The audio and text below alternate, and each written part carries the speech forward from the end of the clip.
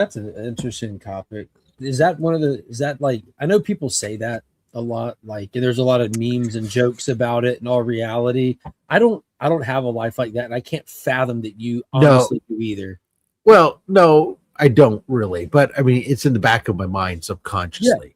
Oh, right. Same here, same here. But I'm not one of those people that has to like have like, what is it? I wanted. They gave it to me. That whole meme. No. I have a budget that, and I stay within my budget, and so that's fine when I'm out buying stuff. Like when I go to Heroes Con, I go out there and I don't have a Lynx budget, but I have a budget. And so freaking funny, dude. But so yeah, I mean, but it was like like when I went to WinterCon this year, it was the first time that Mary went with me on a convention, and I bought a lot of stuff there, and I spent a fair amount of money there. But that's because I didn't have a Heroes Con budget. My Heroes Con budget was being used at WonderCon, and it's not that I sit there and I didn't run anything by her, but it's just a little bit more odd sometimes when you're looking at certain books and she's she's watching you and she's filming you because she's interested. But I don't know, just part of that just always in the back. It's in the back of your head. It's just like when I bought my ASM-1. I didn't need Mary's permission to buy my ASM-1. I just called her up and asked her anyway. I said, hey, I'm thinking of doing this. And like her response was perfect when she goes, am I talking you into it or am I talking you out of it? And I said, no, none of those. I just want to sound this. I want to speak this out loud because I think it's the right thing to do as a couple, even if it is part of your play money. That still makes sense to sit there and say, hey, this is a big purchase of something that doesn't really help us. Just as a responsible couple, you have to learn how to categorize those purchases into mental health. It's for mental health. It's something I want. I think that kids use that same phrase. It's something that I want it, and they just say mental health. Yeah, great. The difference is I worked for my money to buy that versus the kid who goes, I want it. Great. Well, it's the same thing with employing younger kids. Like, and I'm not old by any stretch of the imagination, but there's a couple of generations under me now. Then every year that goes by or every new employee I hire, I realize like I think that's been the number one indicator of me aging is the people that I hire. I'm like, and hear them talk about things and hear them talk about school or this or say certain things. Like, I need a mental health day. Like, what is that? What like, I understand the concept of it and it's bullshit. Like, I'm glad that there's people out there that address those things now, Yeah. But dude, man, can you imagine having those if that was a normal standard when we were growing up? Dude, the one that gets me hello. I'm not sure if you can hear me. Yeah, yes, we can, Sal. I cannot hear you guys. Well, that's a you problem. I don't know. Hold on, maybe some technical difficulties. But how would you feel? The mental health days one that I think people just we used to call we had them, but we just said you just called in and you said I get the shits today. Or something. Dude, that's literally the joke that I used to have. I'm going to go out and come back in. You tell people the joke was call if you got to call in if you stayed up too late. This call in, tell me I have diarrhea. No one's going to argue with over that. Everyone says you need to stay home, and no one's going to. Why would you admit to that? And then I remember like workplaces found their workaround. Like if you just went too hard or you're just too tired and you wanted to call in and you called in, they'd be like, okay, bring a doctor's note when you come back. What? Yeah. What? I can't just be sick. I have to be sick and travel. I have to go to the doctor. I have to spend money. So, me personally, I found a workaround to that back in the day as well. But the one it seems the oddest to me. I mean, I totally understand it, and I think it's fair, but it just seems so odd to me. Is the paternity leave? Paternity? Yes. So, like, right, like a lot of employers, my company too, Like if my wife had a kid, I'm allowed to take like a couple weeks, like 2 weeks off or something like that. That's a lot. To be with the kid, same as it's the parental leave is the same whether you're the mother or the father. And I'm, it's like, well, what did he do? I mean, his job was done 9 months. I mean, I get the concept is that it's on a logic. I always have this thing as you get older, the struggle is your logical brain versus your reactionary brain, your gut brain based on the era that you were raised in and how logic versus instinct. Yeah. And so the instinctual, there you go. Thank you. So the logical brain can sit there and say, okay, well, I guess that's, the purpose isn't necessarily to recover from the childbirth, but to help the mother recover and so she can recover. So she can recover and and good. You can bond. Sorry, go ahead.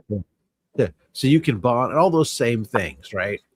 But it's just, as a guy who was like, my wife gave birth and the next day I was at the office or in the warehouse back then, I'm like, oh, that just seemed so odd to me that you could some of it's just trained into us, you know what I mean? Like, I think it's an generational era of when you were born and what you're like. I mean, obviously, my parents were all my parents and my grandparents were both very much there was a certain order to life and a certain thing, and they were still old school, and with certain gender roles, and men do this and and that's what kind of is always in that instinctual brain that kind of chips in at first, and then you could then today you start to think about doesn't just because that's how it was doesn't mean that was the best way that it could have been done. You have to stop. You would never hear me try to argue against that being the best way, but I would definitely argue it's not the only way. Life gives you lemons and you got to make lemonade. Not everyone's situation is the same, but it's definitely like whatever you believe, whether you believe in traditional values or evolution, whatever you believe, it's definitely the best way. Science proves that there are gender roles, and if you play into them, if you're able to participate in them, they definitely work out favor for the mom to stay home with the kid and the dad to provide and stuff. And I mean, that's how nature works. There's difference. I'm like I'm dealing with right now. So in Romania, is my employees in Romania. What the manager that I have locally that works for me, she's going on leave in less than 2 weeks. She's going out. So the company there provides 90 days. And then, awesome. Then the government, everybody get your straws out. It's cocaine time. Right out the bat. I told you, I wrote a post-it to remind me. And he literally wrote a sticky note from last week.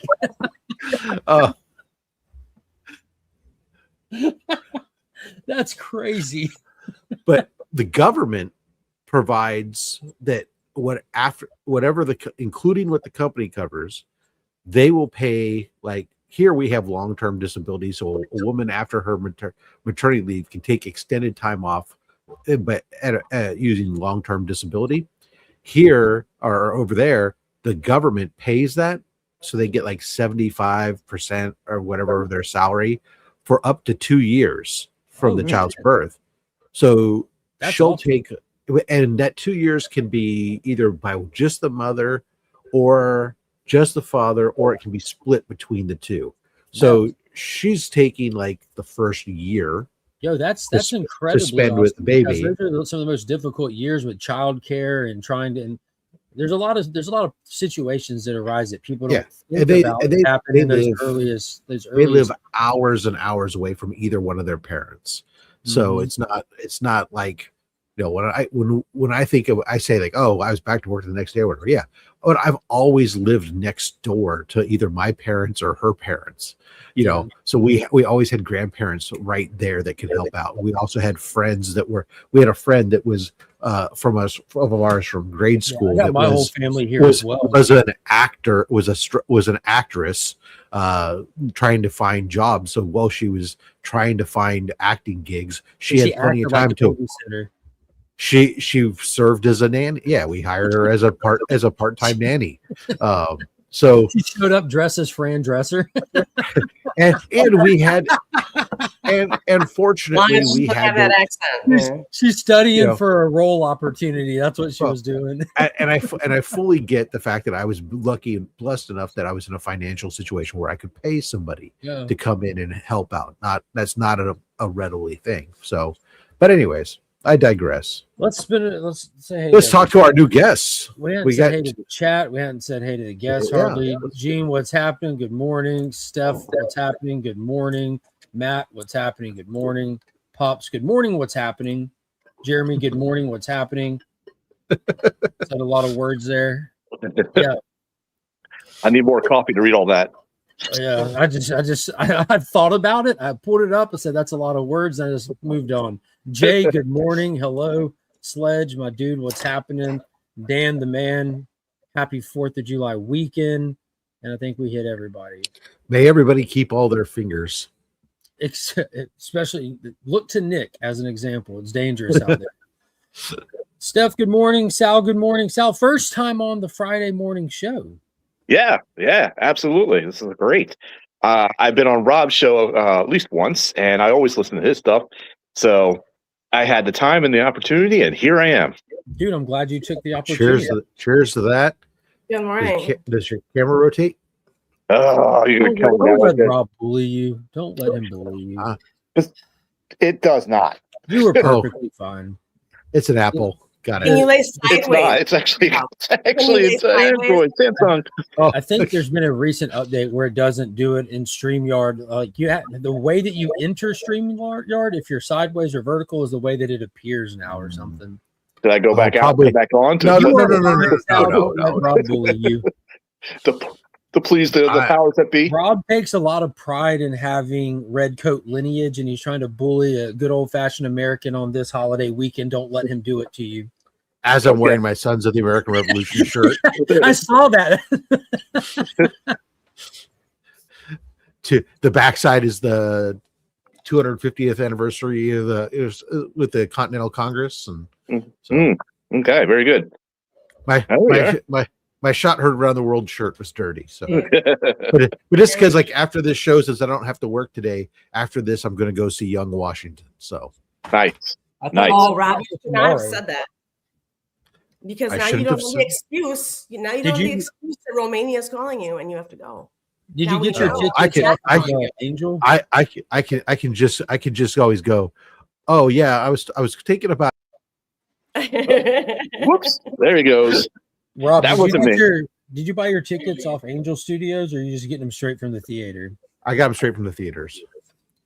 I ordered them like months ago. Oh, his audio's out. That's going to be your device, Al. Oh, okay. So depending, like I don't know what it is. Certain devices with certain updates, whatever they are, whenever someone enters the stream or leaves the stream, you won't be able to hear them. I don't know why. Bleeker has the same thing happen to him every time. Wow. And you just have to jump out and jump right back in to activate. We'll do. So stand by. I don't know why it does that. All right, it's coming right back. Yeah, Young Washington looks really good, and I saw where Angel is like always, since it's an Angel Studios film, they have the discounted rate specials and the pay it for ticket system.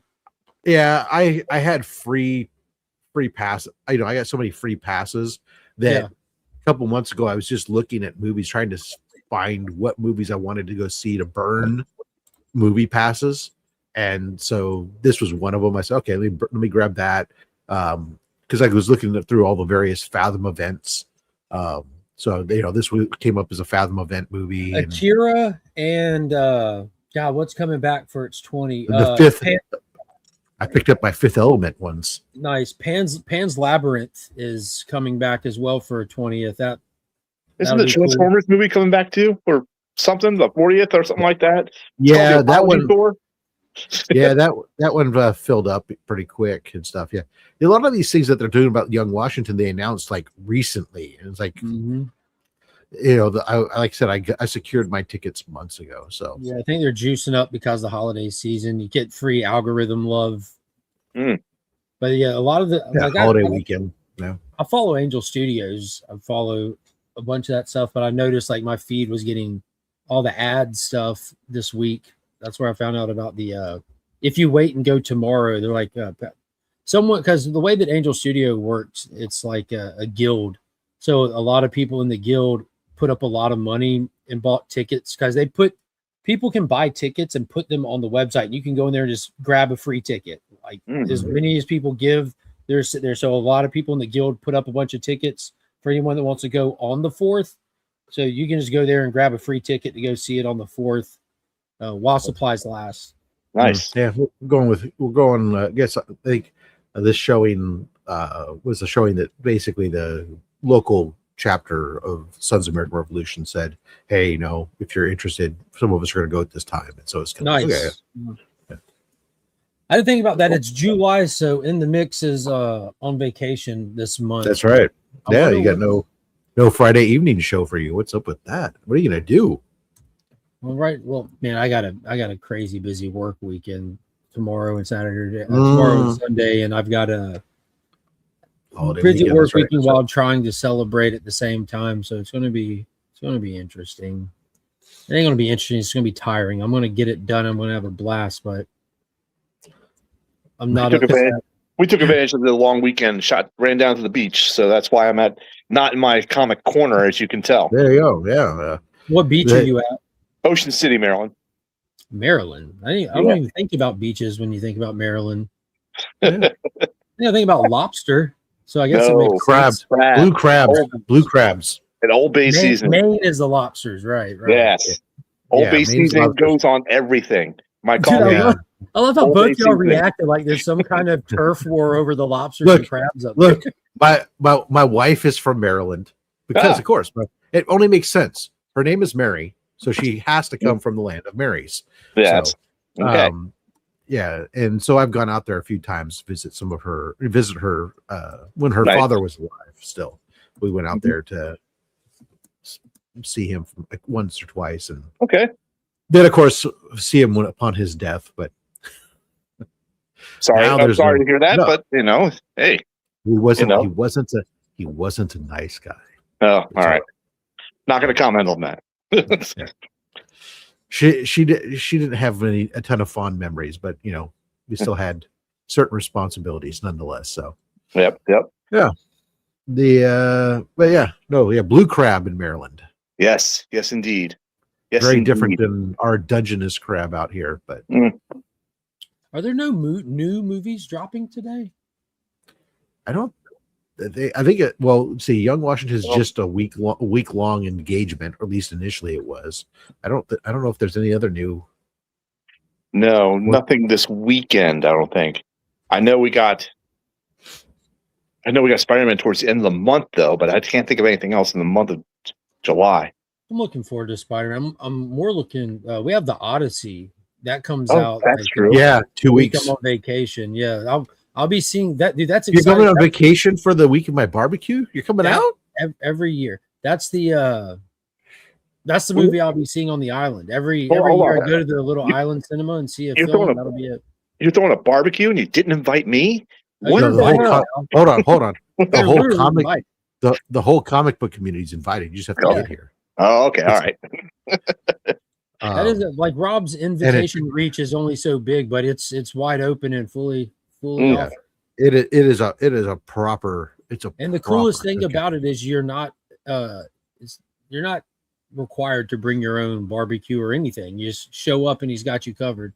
All right. Yeah, we bring the board, barbecue, all of it. I don't know about room board, but it's unless you want to sleep in the backyard, in which case, you knock yourself out.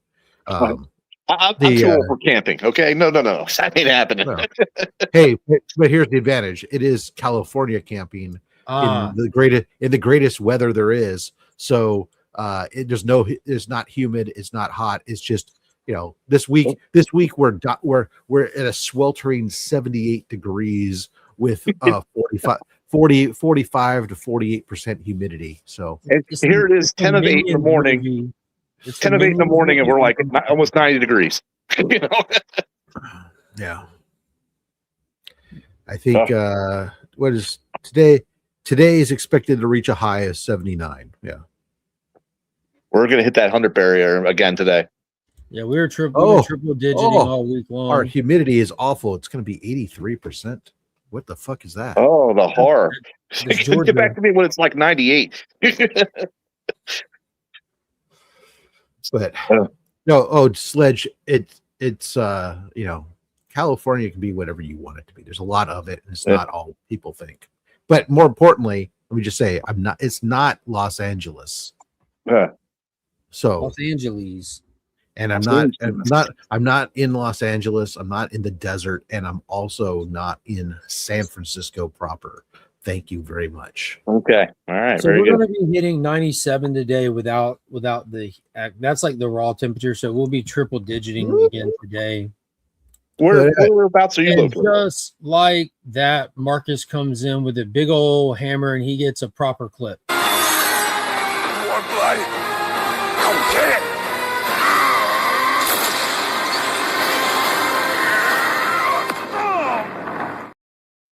All right, big shout out to Beckerman, Codeman 617, Silo 2110, Vogs 18, Lord Thoth, Holy Hex, Mark Spector Comics, Salacious Rum. I love that.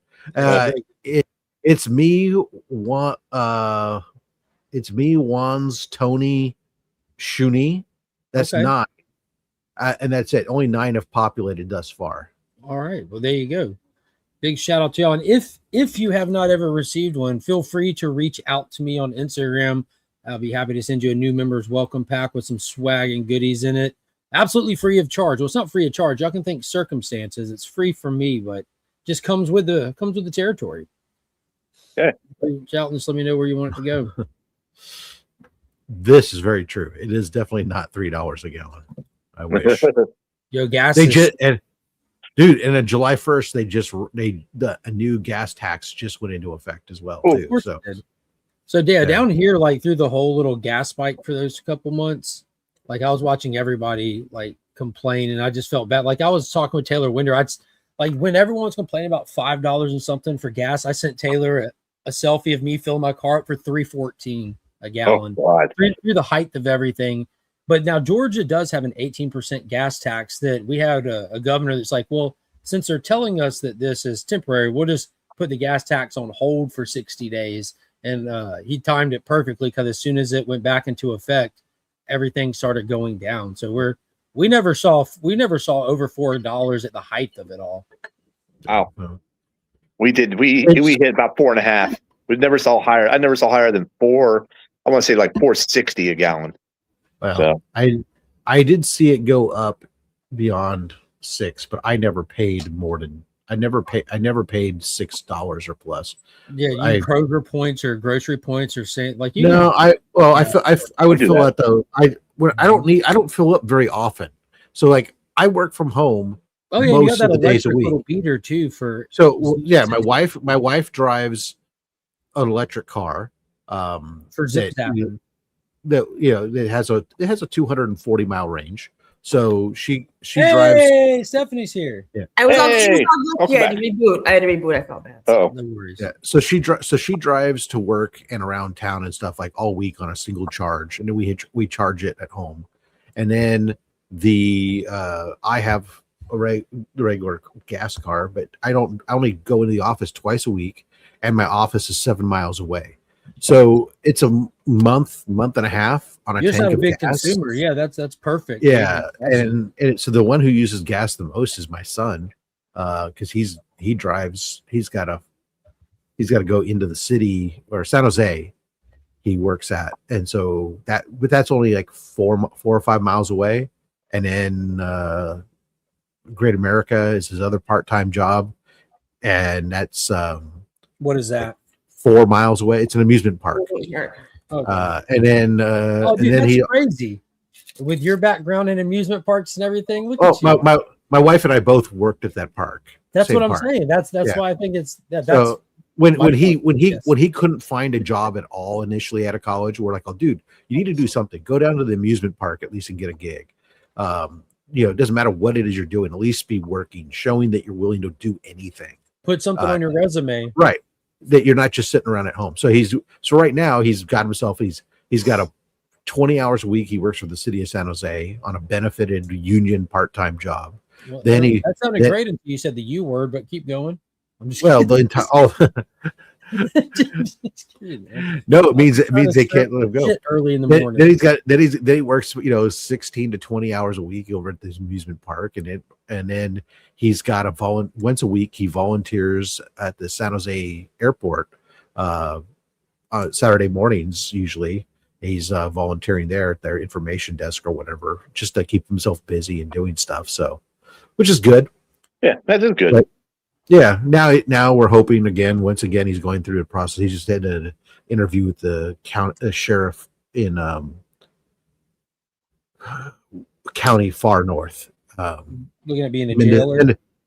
No. A community service officer role. So we're hoping that he kind of goes through that. So that'll be fun. I've met a lot of those in my day. He's just trying to get his foot in the door there because he really wants to eventually move his way into forensic stuff or other investigative stuff. But he doesn't necessarily want to be a sworn officer. So he wants to be like Dexter.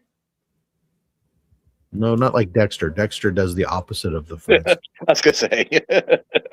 He's a blood spatter. No, but Dexter's profession is a blood spatter analysis.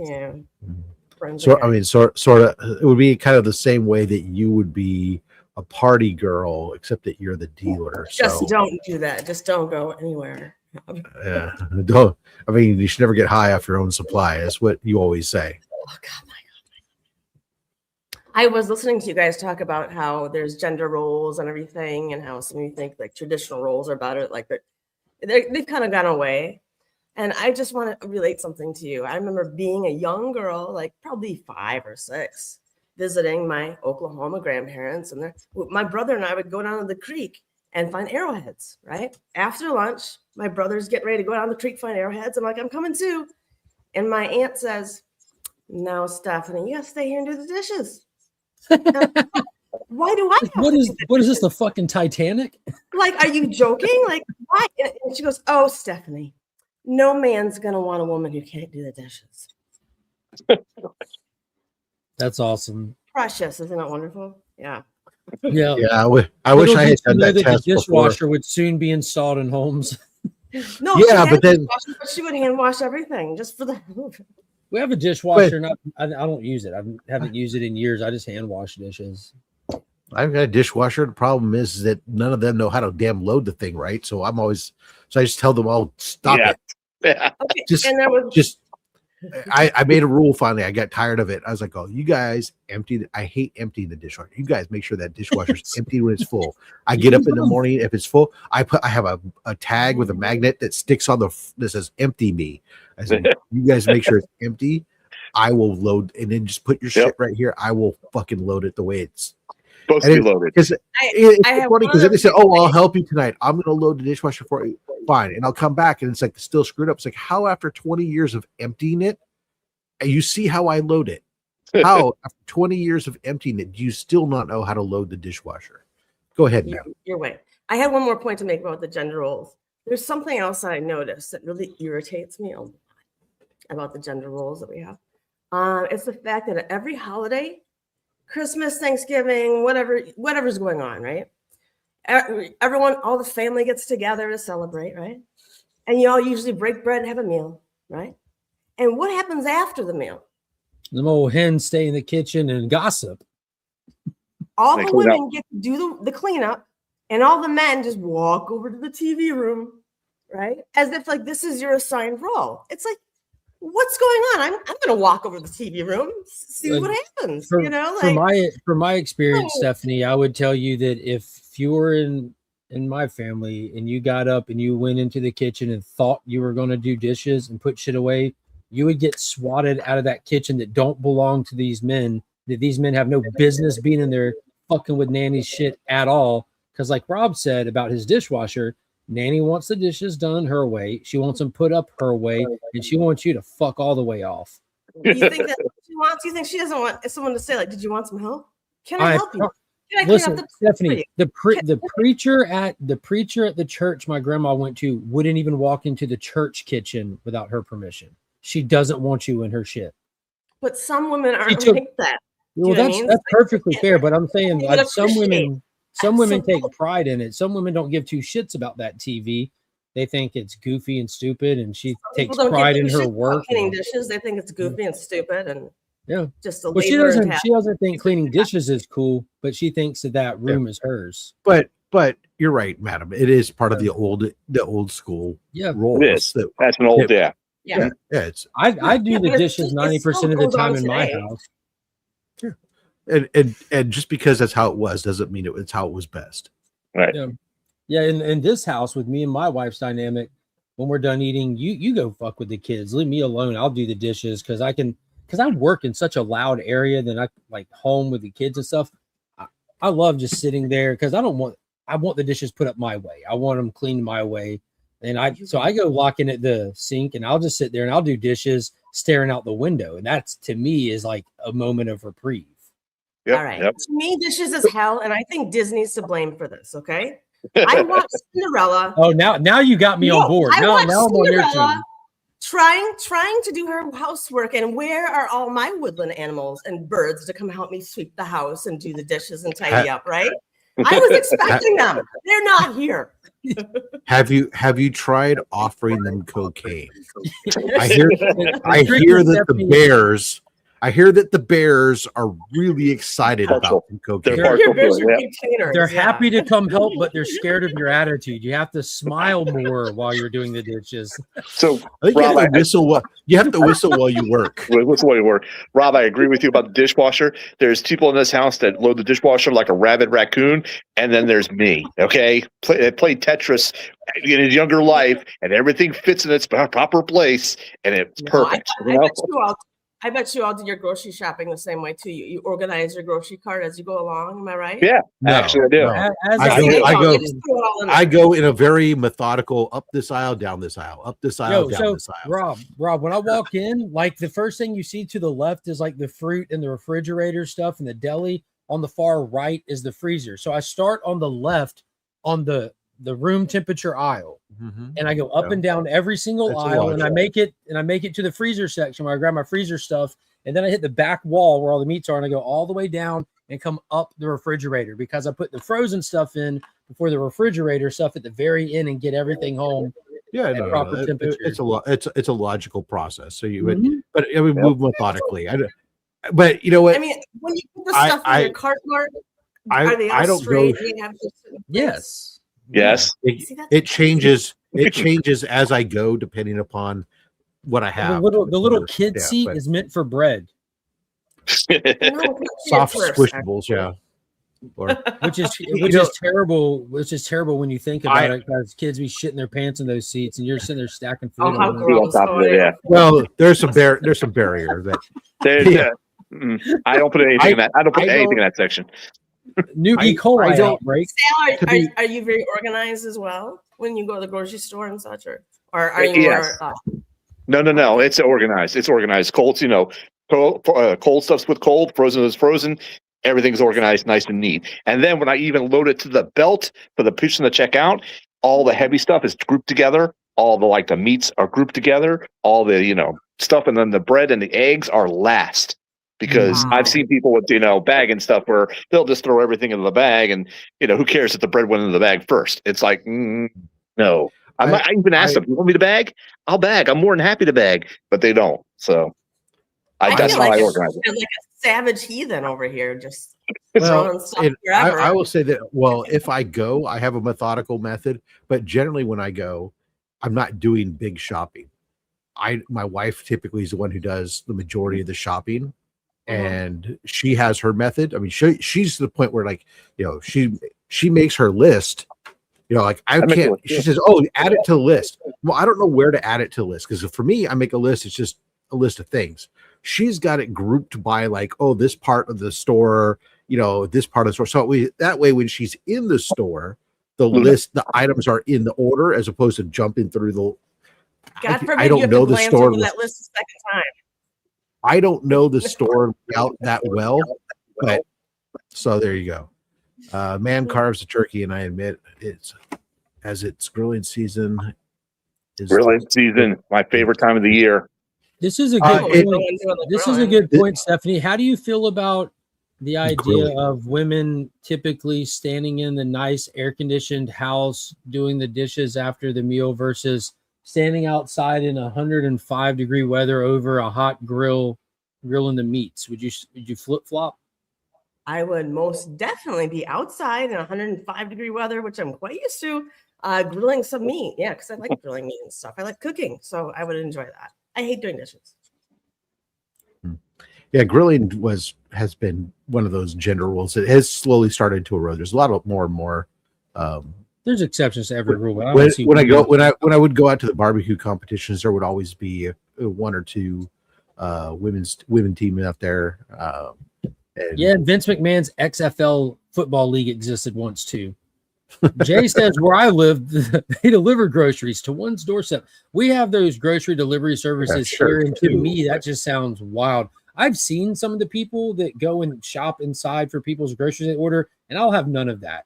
Yeah, I have no problem. Yep. I have no problem when it comes to, on occasion, like we get on my Amazon subscription. You know, I have certain things like some paper towels or cans of chicken soup or something that chicken in a can or cream of chicken soup that get delivered because it's cheaper than actually going to the store and buying them. Yeah. But those are durable items. I am never cheapy as well. Never having somebody pick my vegetables for me from the store. They can pick it from the farm by all means. Bring them to the store, they'll do the final selection. My meat, because there's packages that you just completely go, no, I don't want that. That's all fat, or that's all that, It needs to be nicely marbled. Or it doesn't. Well, depending upon the food. If it's beef, sure, but if it's chicken, I don't want it nicely marbled. You want that nice smell reeking from it. I want the right color looking to my meats. Chicken shouldn't look green, and science experiment gone wrong. Exactly. So there you go. There are certain things I would never have delivered, even during the I guess actually during the height of COVID. There was some times where we did, but I hated it every time when they would deliver meat and stuff. That was always the worst. Because you're like, I would have picked out something better. I want to pick it out myself. I want to pick out the pieces that are because there's different ways that you trim it and everything else differently. And sometimes it's like, okay, yeah, great, the weight is there, but oh, look how much fat there is on that piece. Because they gave it a 1-inch trim instead of a 1/4-inch trim, this is a giant. Oh, it's all the bone. I'm paying for bone I can't eat. Yeah, I make a spaghetti sauce that was passed down from my mom, and it basically asks for a big bony piece of meat because you want the marrow. And this week I found a whole package of marrow bones, and I was like, score, because you soak them in the sauce for 2 hours, and you take them out. But I love that. I love that stuff. Depends on what you want, though. Right? I love making my own tomato sauce. What is this, like beef bones or something you're putting in or? Yes, beef bones. You put olive oil and you brown it, and then you put in tomato juice, Hunt's tomato sauce, some basil, and Hunt's tomato sauce.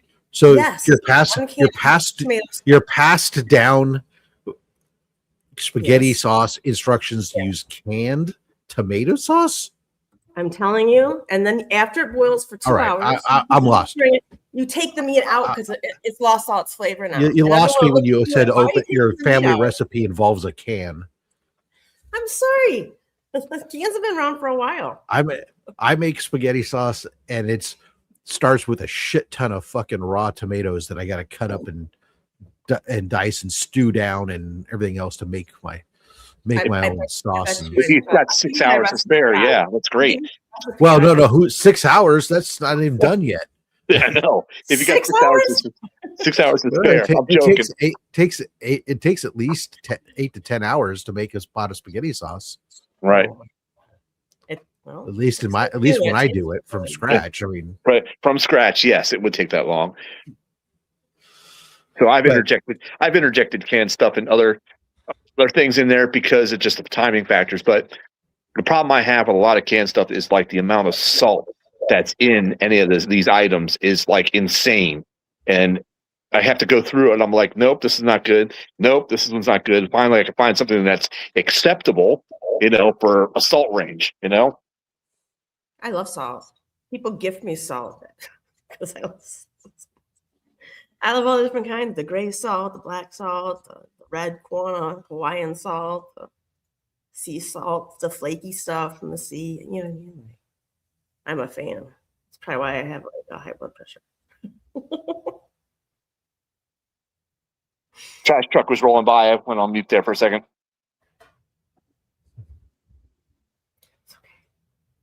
There we are. What's wrong with canned plum tomatoes? That's right. The Italian side of my mom's family used canned plum tomatoes. That's right. And I got this recipe. My mom got this recipe from an old Italian grandmother, and so they called her Nonna. Yeah, So I'm sure that in Italy she was using Hunt's tomato sauce. It was just a specific brand that my mom had found was the best that worked. Was it a good old protected recipe? I mean, got it off the back of a can. Got it off the. You said old Italian. She said old Italian lady. Yeah. Got it right off the back of a can of tomato sauce. Everyone's like perplexed when I take the meat out and they're like, isn't that supposed to stay in? I'm like, no, it's all the flavor is gone. And like a guy will come over because I'm gonna eat some meat, and I'll try and get like that. You're right. This is just and then you have this nice smooth meaty sauce, but there's no bone, there's no meat to chew in it, it's just smooth with this great I don't So it's gross? What meat are you putting in it? Beef. Huh. Beef. Yeah, beef. see, I use Italian sausage, so I don't know what you're talking about. Her eye twitching it. We make a very different sauce, you and I. Let's just say that. I'm not saying that yours is bad. I'm just saying that your sauce is very different than mine. Better. You could say better. It probably tastier. Is. You could say that. More unctuous. Yeah. It's probably all those things, but I didn't want to say that to your face. I just wanted to say that it's different. Your sauce sounds interesting. I saute all the tomatoes and garlic and onions and stuff, and then put them into a slow cooker to cook for several hours. Meanwhile, will then cook up the Italian sausage in some more olive oil and garlic, and then eventually we'll mix that into the meat, into the sauce rather. So that way they all kind of will continue to marinate together and exchange all those seasonings and stuff. And then, there's also wine and a little bit of sugar and some other stuff that goes into it, but a lot of seasoning and there's a shit ton of garlic. I will say because there's no such thing as there's no such thing as too much. I agree. Have you ever heard that chicken recipe that calls for 40 cloves of garlic? Oh, I love it. It sounds about right. But I will admit that quite frequently I have been known. I do save a lot of time often that I do use the jar of minced garlic that's already, the minced garlic, and I buy the Costco size because I use stuff like by the quarter cup. But opening that is intense. They have now, Rob. They have not really garlic peeled in the refrigerated area. I have seen. We do get that too sometimes. We do get those. Yeah, well, I do get that too sometimes, depending upon what I'm doing. But for a lot of like quick cooks, I use I do use the minced stuff. Like when I'm like the other day, I was do pan frying some chicken or something, and I'll throw it in some olive oil and garlic, and just it's quick. Grab a couple tablespoons and toss it in there. Yeah, and the trick to garlic is you can't overcook it. You always got to put in like 2 minutes towards the end. But anywho, let's see what do we got here. what's wrong with okay, we did the plant tomatoes. Okay, grandma's intelligence. It's sauce, not gravy. Say the word Sunday gravy, and here in New Jersey, you end up with yeah. Everyone has their own bun. Chicken with 40 cloves of garlic is a renowned French dish celebrated for its rich, mellow garlic flavor. There's vermouth in it. Thyme, it's like a little chicken with that garlic. Yeah, really. I know, right? Well, no, but it actually does. It tastes good. I mean, garlic is so good for you. Not the only other use for vermouth other than making martinis. I know, huh? That's weird.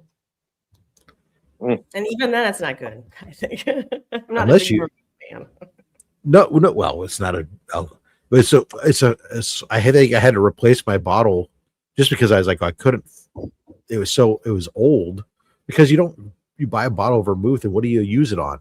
I don't drink martinis on a regular basis. I don't drink them at all. I only have a friend that comes over once in a while and likes them. And eventually it was like, okay, and you're only using it just to coat the inside of the glass, so it's like, why do I have this fucking bottle of this shit and it's fucking been open now for 20 years? No, let's toss it. Let's get a new one. It's so good. You gotta kill somebody. Yeah, well, yeah, but it's like 3/4 full still, but you're like, oh, I just feel like bad about that. Let me get. Man. Did you pick up anything good this week? Or any new stuff? Oh, you got a ROM, huh? I was at my shop the other day. And where is it? I got it right over here somewhere. Where are you? There you are. Oh, 250. Was it 250? Well, I like that one too. Actually, I thought about being her this morning. So picked up Commandy #1. Nice. Commandy, the last boy on Earth. I'm over halfway done with getting that series. That's a pretty affordable one to pick up. I think it was like probably about 5-6 years ago. I went through and made sure I had all of the DC Kirby stuff from the 70s. And the house I was at before we moved into here, when me and the wife got married, we had a rental house and I had a display up, some shelves, and I made what I called the source wall. So I just displayed all the DC Kirby stuff. That was a fun little hunt. But Commandy is a criminally underrated key book. Yes, very much so. Very much so. A buddy of mine directed me to it, and now it's like, oh, this is awesome stuff. So, and it's it's the bug you get. Now we got a couple of issues here. All right, let's go ahead and get the whole series now. Let's just put it on the list. God forbid you don't have the whole series, right? No, I'm about halfway done with that. How many issues did it run for? About 50. I could double check. But I think it was about 50. I believe you. I'm going to repeat it like it's the truth. Sal told me. And therefore it shall be. Exactly. Yeah, I can check. I'm going to check because now my right then tablets. Mandy. Oh, I was close. 59. Oops. What did I do? Allow. Where's your avatar? There we are. Because I minimized it. Nah, I think that messed it up a little bit. Yeah, so 59 issues for that. So I'm definitely over halfway done collecting that. So, hey Rob, this one's for you, Rob. We got a nice little shiny Venom, Mary Jane Venom. I like Mary Jane. Mary Jane Venom. Yeah. That's Rob's favorite version of Mary Jane. It's a foily goodness. I can't believe that they have the audacity to fuck with me by putting out a new Mary Jane book coming out and focusing on like how important she is to fucking shit. And it's like, yeah, if she's so goddamn important, and put her back together with Peter where she fucking belongs. Totally agree with that. I know. Going off and explaining how important she is as a character and she is to Peter and then Stephanie, this whole Spider-Man debacle is proof that gender roles matter. If she doesn't get back to the apartment and wash his suit, no one is going to like this stupid comic. Don't forget dishes, and then take care of Aunt May as barefoot, well. barefoot, and doing the No. dishes, right? Well, first of all, she's always been, an actress and a model and had her own business and everything else, and shown that a woman in comics allowed it. and showed that a woman in comics didn't necessarily just needed to be a dating piece, but she also was. She very much was the entire support mechanism for Peter to keep him going. Anytime that he was dealing with what he thought was too much, she was there to pick him up and to dust him off and tell him that he is fine. Get out there and go get him and go do what you do. Yeah. So, yeah. I was going to ask. Okay. Yeah. Jen, okay. Do you like the way Campbell draws Mary Jane? Who's your artist that draws Mary Jane? Well, the way you like J. Scott Campbell draws Mary Jane, Gwen Stacy, and Felicia Hardy all the same. Just different color hair. And the way he draws them is not difficult to look at. I definitely enjoy them more than I do not like the McFarlane era Mary Jane. Her hair was too ridiculous. I don't know. I mean, granted, it was also an era, a thing of the time. Yes, it was.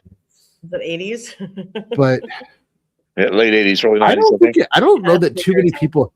J. Scott Campbell I definitely like his Mary Jane a lot. I don't think anybody really draws her bad. Even her original like Ramita versions and stuff were phenomenal. That's true. I mean, I'm sure if we give it, you don't have one you're partial to that you're like, this is not necessarily. Although I'm sure that if you let Frank Miller or JR have a crack at her, I'll hate it. But I mean, other than that, I mean, it's like, well, Scotty Young. At least today. I mean, what about Scotty Young? Oh God, I'm not a fan of Scotty Young.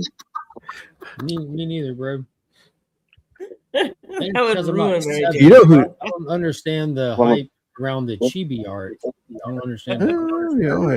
I have a Stephen Rue did a Mary Jane cover that was phenomenal. Oh yeah, Art Germ. Although Art Germ, I'll tell you the one thing I don't. I used to really dig Art Germ stuff, and for the highly digital aspect of it has faded a little bit on me.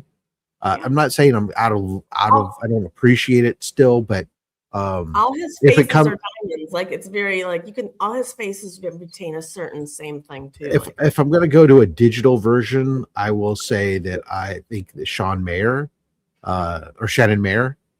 does a phenomenal Mary Jane when we talk about covers and stuff from a digital art perspective, but yeah. Shannon Mayer. Yeah. I actually do like Art Germ, but I kind of agree. I kind of see his stuff is good, but it's so similar. Like his Phoenix looks exactly like somebody else that looks like all his. Which is what we just said about J. Scott Campbell, but yeah. So. She's got legs. She knows how to use them, or at least show them all. Her nose and her tits are turned up, just the same angle. Like they're all elf-like, right? Yeah, it's always just turned up just a little bit at the tip. Yeah, she's got a perky nose. Trying to make as we're all looking down. I'll pause. I'll go back to that later. What we did do yesterday? Yesterday, Mark and I sat down and we did a big reveal of a bunch of stuff for Comic Screen Cancer that came in. Now I put a bunch of the slabs and stuff. I put all away onto the storage shelf. So if you want to see an incredible amount of donations from Big Time Collectibles, donated 24 slabs. 8 of them are 9.9s. So incredible stuff. You'll have to check out that video over on my channel. I'll be back, guys. I'll be back on in a few minutes. Okay. Bye. For Mark and I doing this yesterday, along with some other incredible stuff, including a Mark Jewelers first Hobgoblin donated from Kingdom of Nerds and some other stuff. But we did also reveal some art that came in. And I do have that still sitting here. It's like we had this piece. This was an interior piece from the art book from Jevin Loop. We got ourselves a Lobo. Let me try to pull this back. So this is going to be available during our art auction. We had this Bobby Breed, Dr. Doom. Nice.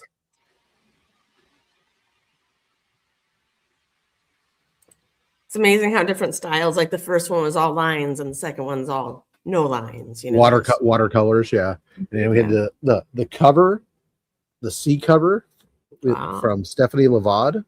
Beautiful.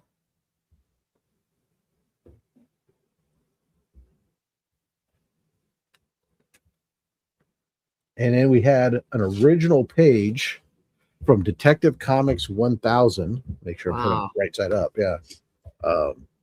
Featuring Batman on the page.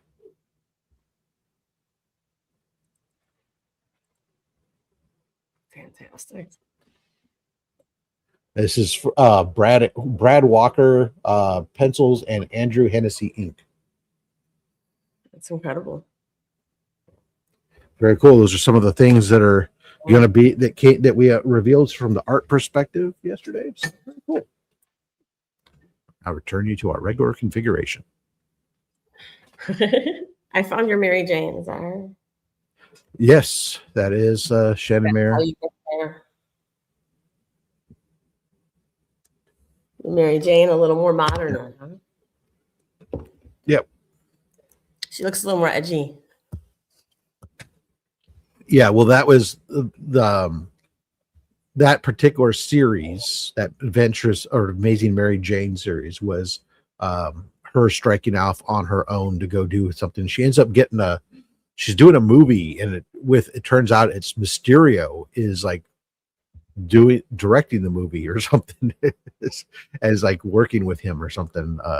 It's weird shit goes on, but anyway, it was a COVID comic. Yeah, that last panel, Batman is awesome. Absolutely.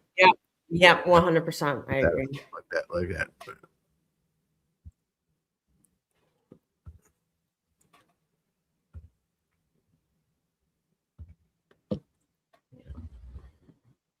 And you should try, Jeremy. You should try. It'll be up on the auction, so people like Jeremy. That's gonna go for a lot of money. This is great that we're doing.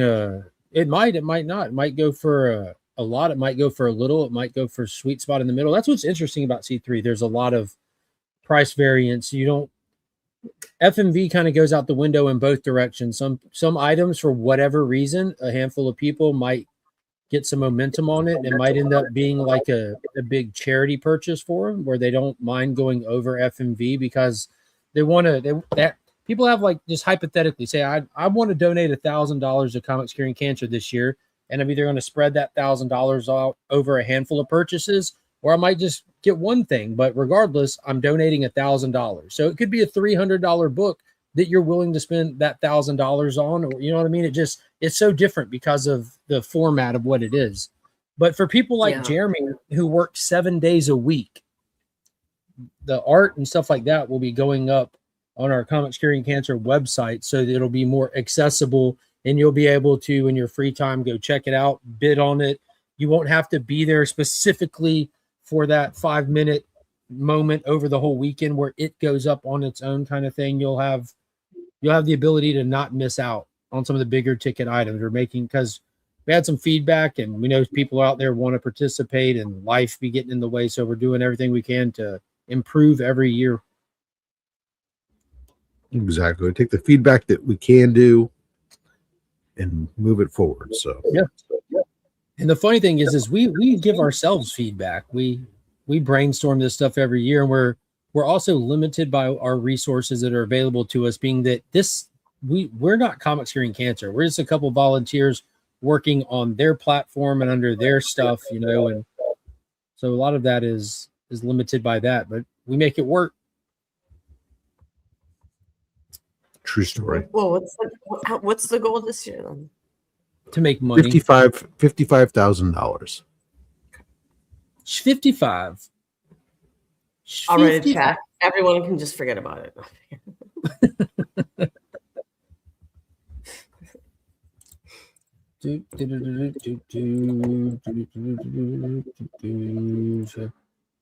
All right. Yeah. So have you guys seen this thing? Let's see. Boom. You can check it out on Instagram. It's super interesting. And we're getting close to its kickoff, so I figured this would be a good time to talk about it. It's a page called Dinosaurs of the Wild West. So I don't know if y'all remember or you're familiar with it. A film came out in late 2025 called Primitive War. It was an indie film. It was done with an extremely low budget, but it's done extremely well for its budget. It stars Ryan Quanten from True Blood, played Jason. Sookie, that was her brother. It also has Jeremy Piven from Entourage in it. But the whole premise behind Primitive War is Vietnam, American soldiers, they get sent on a mission. They run into dinosaurs, and there's a whole reason why that is. And they're fighting raptors, and there's T-Rexes. Like, so think Jurassic Park in Vietnam smashed up together. The people that brought you that are now working on their next project. You can also watch Primitive War on Hulu, by the way. So if you have Hulu or Disney Plus, whatever it is these days, definitely worth the watch. It's wild. It's very R-rated, very action-centric. But their next project is called Dinosaurs of the Wild West. So this is super interesting. It's based off of this book. This artist did this book years ago called Dinosaurs of the Wild Wild West, where he just took dinosaurs and he drew pictures of them integrated in the everyday life in the Wild Wild West. So they're adapting that instead of into a movie into a 2-episode series with the ability to extend it if it gets enough funding and momentum and stuff like that. But yeah, here's like some of the images of back in the day and some figures and stuff. But they put out a trailer for it of just a couple of cowboys walking up the dunes, riding on some Utah raptors. And just like a Primitive War, they're going to crowdfund it. I know they have like funding to a degree, but the crowdfunding aspect is what makes a difference in how long it goes and what all they do with it. That kicks off on Tuesday, July 7th. So if you like cowboys, if you like dinosaurs, be sure to check it out. There's going to be all kinds of cool stuff that they have as part of the Kickstarter. You can have yourself in the movie. You don't have to show up and ride a dinosaur. Spoiler alert, the dinosaurs are computerized, but they can, one of the tiers is like you can be one of the dino riders in the background kind of thing. Ironically enough, that those toys I discovered at Joe Fest, they actually announced yesterday that they're teaming up with them for one of the backer tiers, because they already have like the dinosaur figures. They're doing some add-ons for a cowboy and a Western gear and stuff. So they'll even have one of the raptor, the dinosaur cowboys combo pack thing. So there's all kinds of cool stuff. It's a really cool concept, really cool stuff. And that Primitive War movie was super dope. Definitely suggest people. I want cowboys, dinosaurs, and aliens. It could be the sequel that we didn't know we needed. Maybe we're working our way up to it, Rob. They can call it, but they can either call that or they can call it Jurassic Cowboys and Aliens. Jurassic Cowboys and Aliens. Yeah, drop the combine link to their two franchises. Go give their IG a follow or something. It was definitely a Wild West TV. I will. Yeah, you can go check them out on Instagram right after you make sure you're following Comics Curing Cancer. Yes. Doesn't Silo drop today? The new Silo season? It's gotta be getting close. I think it's today, isn't it?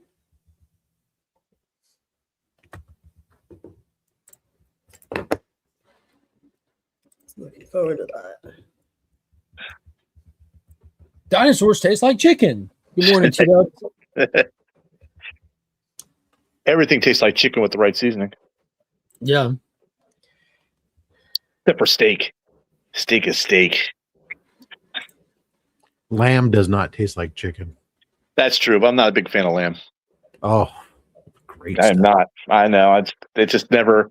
And I hate the mint jelly that goes with it. Ugh, horrible. Well, no, I'm not a fan of that. That's,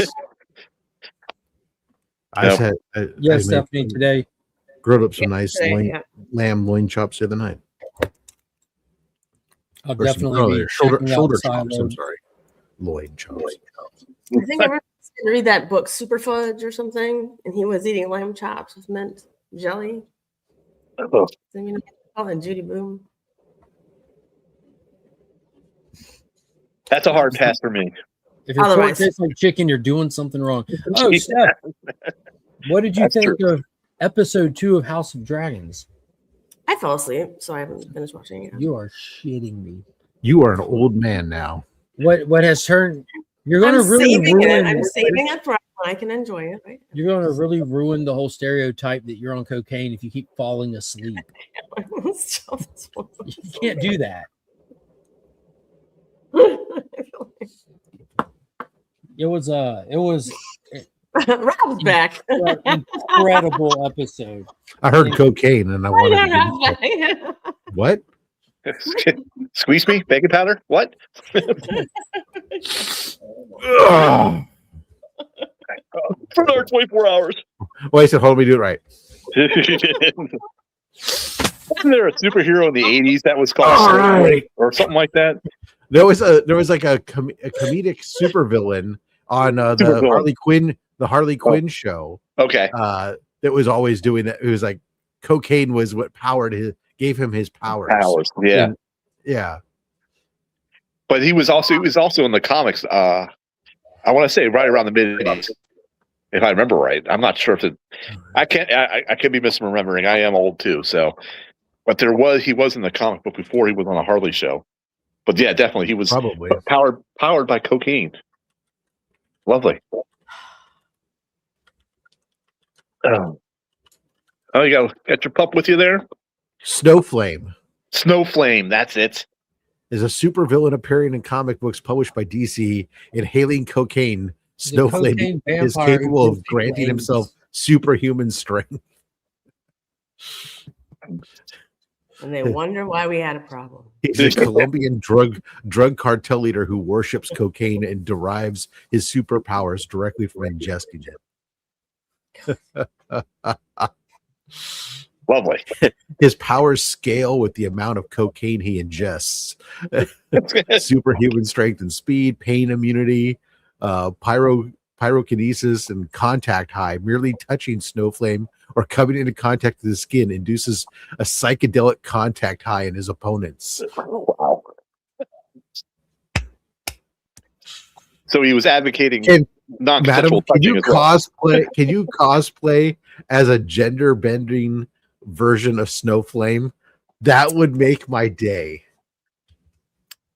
Whatever it is, no. I'm going to look him up right You might like now. his costume.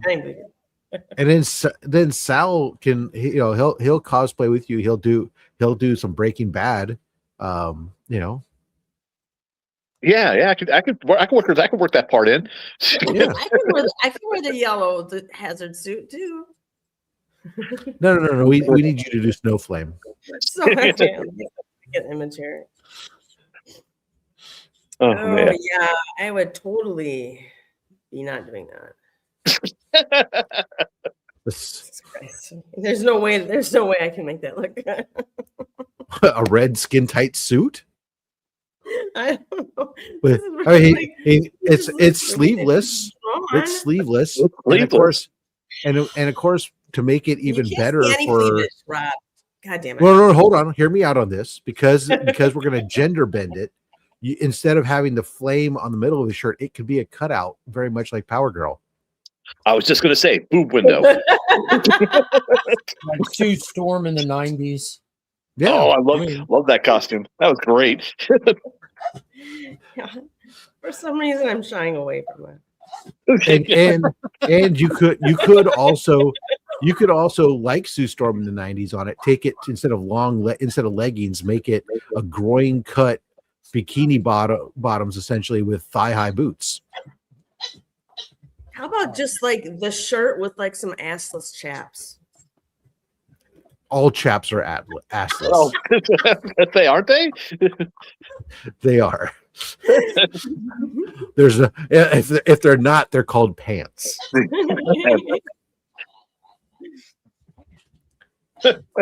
All I can think of that reminds me of that scene from Dodgeball. The guy's holding up the chaps. Like, yeah, thank you. Yeah, Taylor's with me. He says, if they haven't asked their pants. I remember like watching in Wisconsin, like the Harley Davidson gang or whatever, like one of the motorcycle gangs going through, and some girl was riding on the back of some guy and was wearing some assless chaps without any pants. Well, that's really what people mean when they say wearing assless chaps. They mean not wearing pants under the chaps, right? Yeah. Or maybe wearing a set of briefs, or thong or something underneath it. But yeah, no, it's just commando in the chaps. Yeah, no pants. Go commando. We just call him Johnny No Pants. Johnny No Pants. Love it. How'd you get that name? Check this out. Because no good story started when I ate a salad. Taylor, cocaine boob window. Yeah, see? That's funny. Lots of chaps wearing chaps. That's great.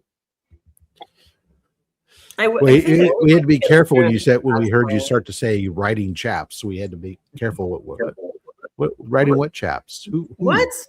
Who? What chaps? Who are these chaps that were being written? District? I don't know. Oh, great googly moogly. Oh, I saw a preview for something that looks really great. It's on Hulu, and it's a Tom Hiddleston with the Loki guy. What's his name? Tom Hiddleston. Hiddleston. Yeah. And he's doing a thing on Pompeii, and it says out of time. And what they do is he's going to go through Pompeii and where it hit, and see where people got out, and if they have relatives, like where they got to escape to, because they had an hour before, before maybe a day before the whole city was covered in ash. And so he's thinking people got out, and he's going to track them and stuff. Like, it's really interesting if you're into that type of thing. Through what, genealogy? No, it's history and shit. History, Robert. History. So it's like educational. That's what you're saying. Educational as well. Well, no, I'm just trying to figure out how is he tracking them. I don't know. I haven't watched it yet. He's using the powers of his mind.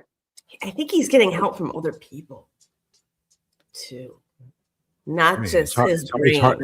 It's pretty hard to do a genealogy back to the 1700s, the 1600s, 1500s, but to go to BC era with proven written genealogical records is damn near not impossible. Proven written. He's just, I don't know. He's gonna explore. If you're gonna do if you're gonna claim, okay, we're gonna use mitochondrial DNA to establish genealogical establishment, which is fine, but that only establishes you necessarily to an ancestor who's from that region or from that area, not necessarily was an escapee of that particular thing. They could have moved out 10 years before. It's way too early to use logic right now. Okay, I'm only on my second cup of coffee. Dashing my dreams, like, come on. It's way too early for that. Fun.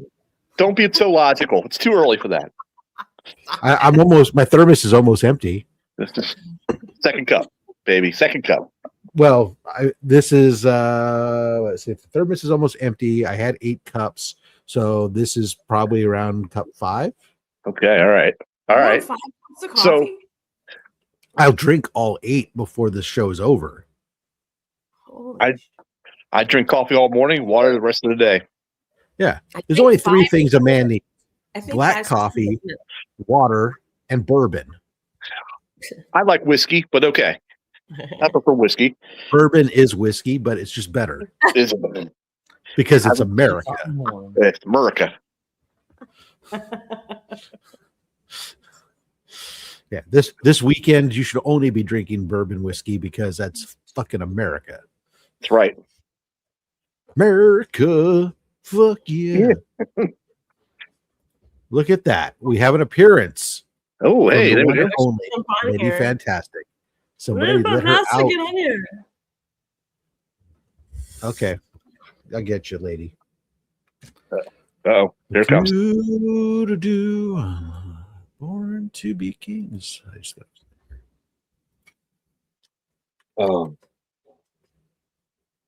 Man, it's almost 9 o'clock and it's like a bazillion degrees outside. Welcome to Maryland. Yeah. Maryland. Maryland, the seventh ring of hell. That's right. Phoenix.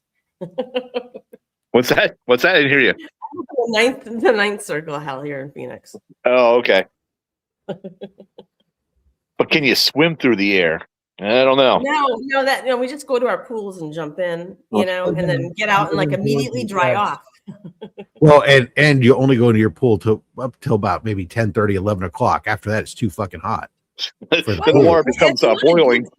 Lab, you can go after 12. It's fine. Oh, well, depending on what you're doing, maybe. My mom's always telling me that she by 11 o'clock she's got to be out of the pool because she can't do her water aerobics and stuff it's too hot. Oh, okay. That's funny. The water starts getting above 90 degrees. It's too hot to be doing anything in it.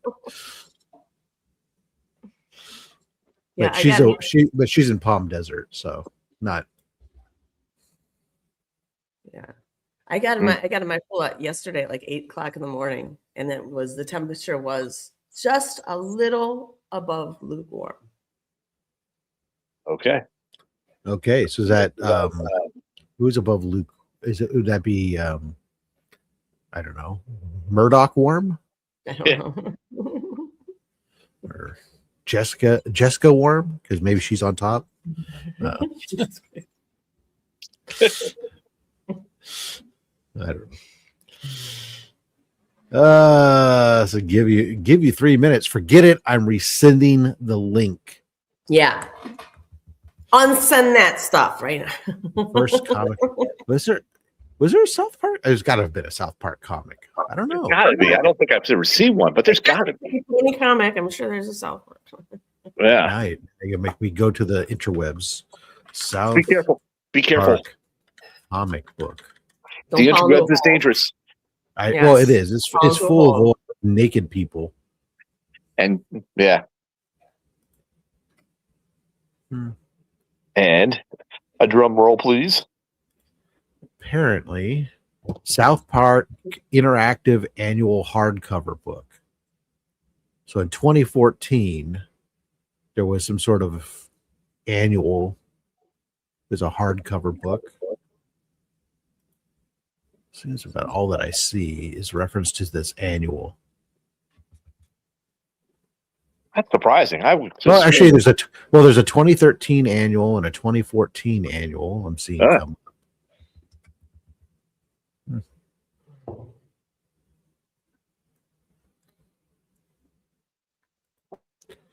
Let's check out this. My local shop in Maryland, apparently. What? You said Maryland? Yeah. Yeah. Third Eye Comics came up in the link. It said your local shop in Maryland. Yeah, that's not really near me, but yes. Yeah. Golly, look at who it is. Hello. What's up, dudes? Mornings. Lady Fantastic, they were bashing women all morning, so I'm just gonna let you know. Well, I came to tell them how to lead their lives and the opinions they need to carry, and if they don't, they're categorically terrible people, because that's what we do. I'll be first to admit I'm already terrible, so I see Caroline understands the format of this channel. My first name is Hagar. My first name is Hildegard. I don't fucking know. You said an H. I said an H. But I was going Hagar, for a character. There used to be, for those people who are old enough to remember, I was born in April. There was a cartoon comic strip that would appear called Hagar the Terrible. Horrible. Yeah. Hagar the Horrible. He was like Ivan, but funny. He's a Viking. Yeah, he was a funny Viking. But then it always went like below his eyes almost, right? A benevolent Viking. Not really. He was funny. I read Garfield, and I read Farside, and I read Kathy, and I read Kathy and Dilbert, and Amazing Spider-Man. I'm talking about the ones they had for free in the black and whites. Yeah, they had those in there too. I wasn't alive then. Oh, sorry. I'm old. Sorry. Oh. I'll go back to my coffee. I'll go back to my coffee. I don't remember the Spider-Mans ever being in my papers. In fact, there was a comic book that had sections like it was like where you would cut out the newspaper strips and then put them into the comic book, and he would fill up the comic book with that art or whatever it was from the newspaper. Are you kidding me? No, I have that somewhere in my massive collection. Like Marvel value stamps. You have no idea. Yeah, but out of the newspaper. I'm fucking cool, man. Thought I'm taking my supplements. Hi, Jay. Take your health supplements. They'll make you fucking. They'll make you feel better. Okay. You know what makes me feel better? PSA. I know, probably like bourbon and roasted meats and Lazy chairs, lazy boy chairs. Yeah, Large smells piles of of cash, burning Big woods, and a good hound at your foot. A remote in your hand. Is that? Wow, you do know me. I'm I- excited. Like this one right here? I listen to you. I listen to you. Although I'm all out of hounds right now. I'm between hounds. Houndin, no houndin. Yeah. No, when the last one passed, we decided to hold off until after our next cruise. I Yeah, understand. it's Fair point. That's Fair a lot point.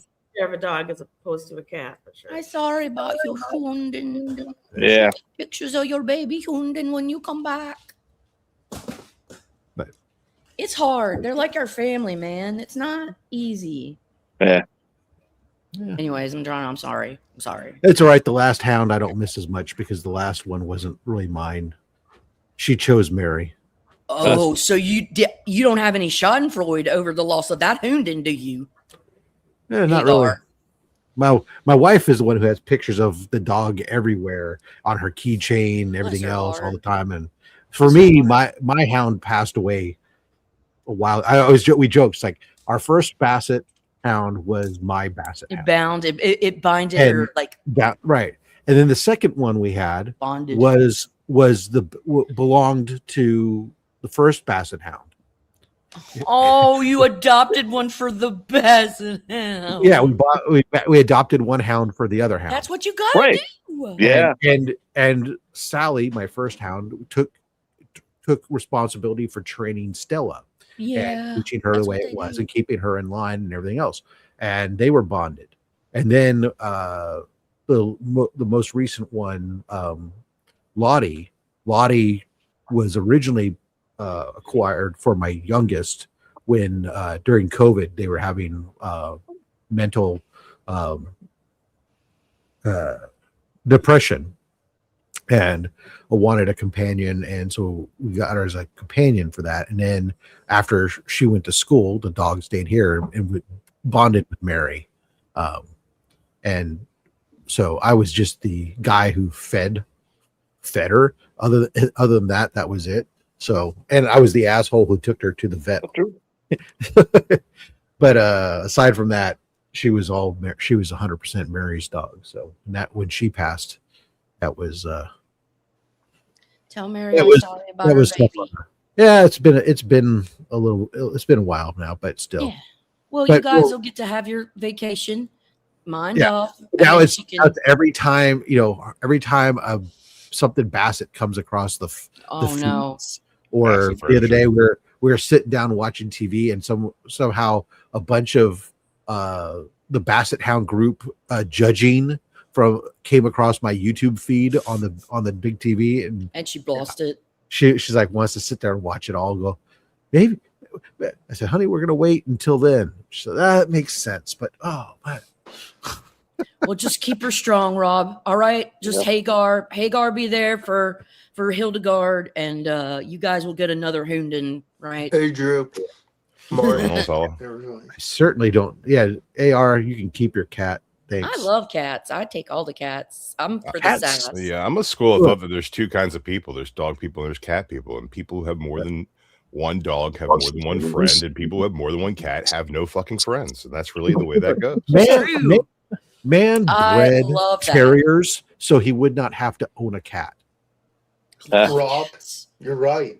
They crack me up. They're so mean that I love it. Or dachshunds, same thing. They'll hunt little mice and stuff too. So cats are good to have around because they hunt rats because they're My wiener vicious dog is killers. sleeping Dogs right you can here on train the to cat. kill rats I because love they like to do dachshunds. jobs. Dude, I tell people cats are great though. Cats are Because great. I do need. Here's what I've cats never are great tasted for. them. I have when I that want to use my probably have. catapult. The only ammunition that works best in a catapult is a cat. Hence the name. It's in the Impact name. on impact. Unlike the name. If you're unlike not Haitian poulting your immigrants or cats, Alf, I don't eat If cats, so if I you have no don't need for poult them. your cat, what good are you? Stephanie. Miss Hi, Kitty. how are you? How do you feel about cats, Stephanie? I have 4, so take a guess. She's got 4's no Is that why friends. you don't have any friends? Yeah, Four. exactly why. Dang. That's why I she kind of doesn't like have. having no friends though. She You know? It's like nice- she nice to be has no lonely. friends. I'll be your Look, friend. I've been getting used to it. She jumped into the pool all alone yesterday. She didn't have I any told- friends. And like, That's why I was on the phone, Lady Fantastic. she definitely didn't jump in the pool because of me either. Because she had done no friends. No, 'Cause that's people what there. LF, when you brought up wiener dogs, I tell my friends, I'm like, that is my spirit animal. Wieners. I do the wiener dogs with the long hair. Oh my God. Well, your Fucking- spirit animal being a wiener is the I mean, that's natural order of things. fucking But like, predictable, bro. I Predictable. would say that my familiar is like definitely a cat. Because like they just serve sass and they bring bodies. They serve sass and bring bodies in the night. Yeah, and they don't care. They don't get. They will too drop the anxious. corpse at your doorstep and be like, Yeah. done, bitch. I'm going to bed. Fucking feed me. And I'm going to need my belly pet in a minute. But not yet. Because if you touch me, I'll fucking kill you. That's what I don't pick up my P.O. box, so when I pick up that dead cat eventually. It's a Schrodinger cat. You don't think it's Right. dead. You don't think it's dead. Hey, It's going Rob, to jump out and get you. Pretty sure sending dead cats to the mail is a violation of some sort of law. do you guys want to see something cool? What? Always. I got. Don't show us the dead cat. I'll fucking cry. Man, don't show us your wiener dog. It's a book. Oh. It's a book. Oh. It's a book. What's it about? My LCS had this guy named Rico Renzi who's done Corpse Knight, Spider Gwen, and he was doing autographs and remarks on my LCS for free. And I saw this at his Nice. table, and I was like, I'm gonna pick it up. I said, choose a character. I'll let you choose. So he chose Testosterone Man. Got it. There you go. What was his name? That's Ramjet? awesome, Boggs. That's freaking It's awesome. my first That's awesome. remark. Nice. Oh, okay. Cool. Very cool. That's awesome, brother. Yeah, Very that much was love fun. that. And it's in color too, which is rare. Yeah, that's Yeah. really awesome. Yeah, that was fun. Still my cover of the week. I just got in some books. That's Oh, what's up. I good know with about Martha. that. I've had this book. I'm just kind of rearranging, going through these boxes here. Yeah, I got in some Wonder Womans. I got in some DCs and some Marvels. Like I'm getting less Marvel because man, I got all my. I'm most of my holes are fucking for Marvel. I'm sorry, what? I said most of my holes are fucking. They're filled. I filled. No, them. I heard you right, I guess. I just Filled I said wait, I heard something, but I wasn't sure I heard it right. They're Yeah, filled. no, definitely heard it right. My holes are filled. But All like, right. no, it's good. So I'm doing the things that I'm having fun with. That's good. That's what you gotta do. I'm doing the things that I have a good time with.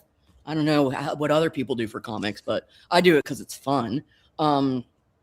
And so the things that have been very fun for me I've just been have doing it because been. I hate myself. Oh God, I don't like money. That's why I do it. I don't like money either. It's a tricky thing, but It's hot when you hold it in your hand. you have to use it, so you have to cultivate the relationship. But then after that, you got to let him know, be like, look, we're gonna have to be together, don't mean I gotta like you, but I acknowledge the power you have, but you're still a little fucking goofy. And then after that, it's all right. But here's some stuff so I got this in the mail because I wanted to get my my detective anniversary. Nice. I like these. They're quite nice, and this is a quite nice issue. This tech 500th appearance of Batty 2x4. And then, everybody, I have to drop, but it was good seeing you guys. Be safe. Talk to you soon. Slab. Okay. He was like, this bitch talking about comics. I'm done. It's not Spider-Man. I'm out. Oh, no, I'm just kidding. All right. 80 Swamp Thing. I really have a nice time picking those up on the low when I find them. For $5 or less, I'll do me a Alan Moore Swampy because this is not bad stuff, guys. I'm just saying. Oh my God, Wonder Woman fillers. Wonder Woman, fill my holes. I'm filling Wonder Woman's holes, right? But Volume 1, I'm trying to piece together. So obviously, with Volume 1, the later issues are going to be much more easily obtainable. I don't know why. Apparently, I fucking claimed to, or he gave me to. I don't know what. One's a newsstand and the other one's not. Well, I know that. Thank you. Look at that. Eagle eyes. Now you have both. No, I was just. But see, I'm not one that fucking focuses on redundancy. You don't need two in your holes, is what you're saying? Oh no! If it's one hole, I need one. One it's a per hole. 1-to-1 ratio. Guys, okay. what the heck? No, I'm not talking about fingers. I'm just talking about. I'm staying on topic here, Will. I'm just trying. Yeah.